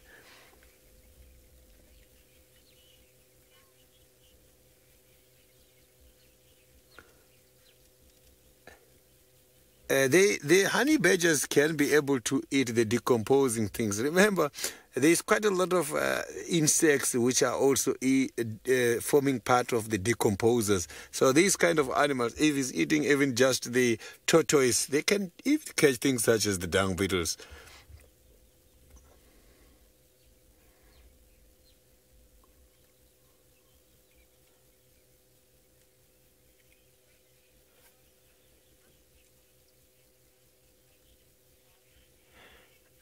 Barbara, the competition there is too high. Hyenas, they've got a very strong bite force.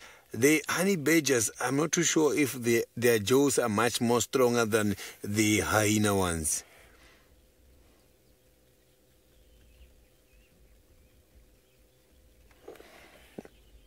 I can pick up his distinctive smell of the distinctive smell from his body. It's not smelling nice.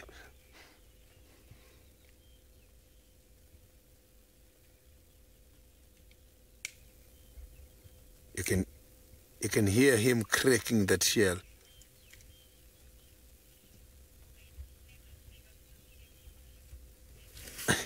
Yeah, they've got very big claws. So you can see the legs. This is what we see on the ground where he's gone past. So you will see those markings, you will see those claws, and you will see the pad and the toes.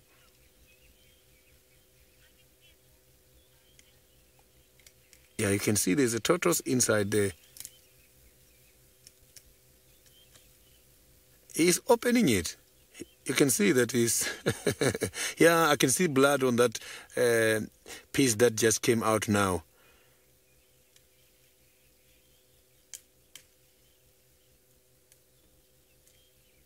So you can see he's so powerful.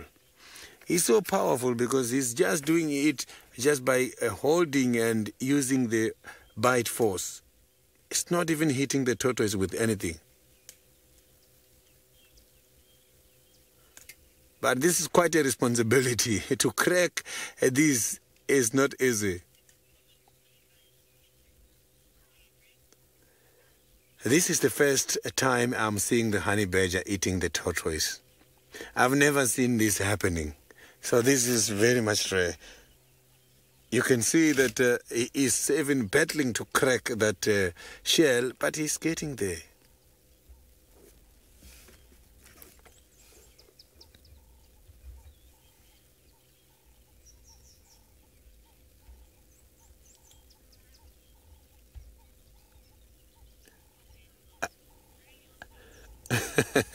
He is on a mission, and now he got the very difficult job. This is not an easy prey. But let's see how he's going to manage to open this shell. Because he's just trying from all the corners. You can hear. And he's not even eating those pieces. He wants to get to the meat. You can see that is the hinge tortoise.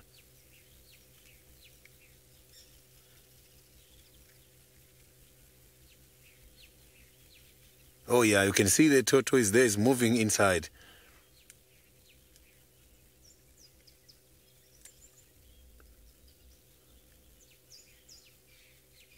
So this honey badger is showing us something different today.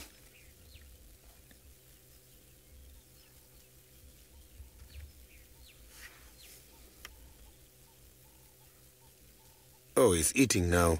It means he managed to get. He's pulling. He's pulling the meat now. He managed to get some of the meat from inside there.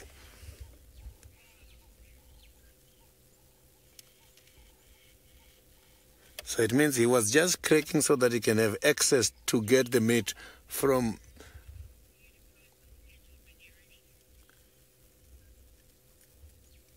Yeah, you can see he's pulling. Let me just pull forward a little bit and see so that maybe we can be able to see how he's getting the meat from this tortoise there, because now I can see it's nice and clear from this angle.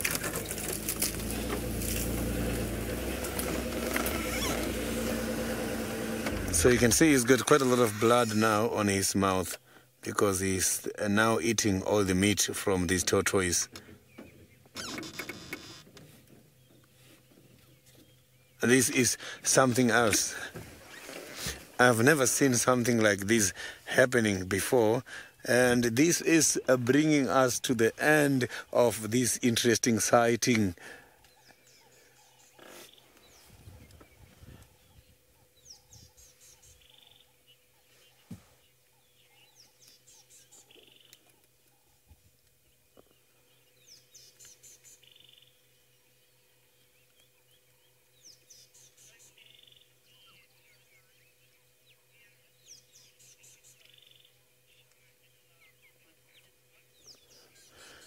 So you can see that now he's eating, he's winning. He's getting some of the meat from this tortoise. So the honey badger is clever. He knows how to get hold of the meat. So he only cracked and eat a little bit of this shell just to access the meat inside. He's not opening everything. Now he's got a chance to get things from inside.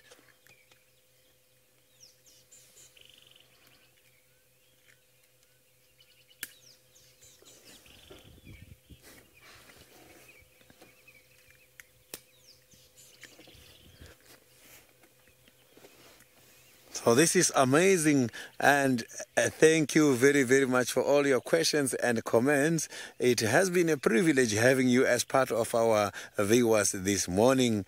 The drive was punctuated with a lot of interesting sighting. Let's meet again during the afternoon show.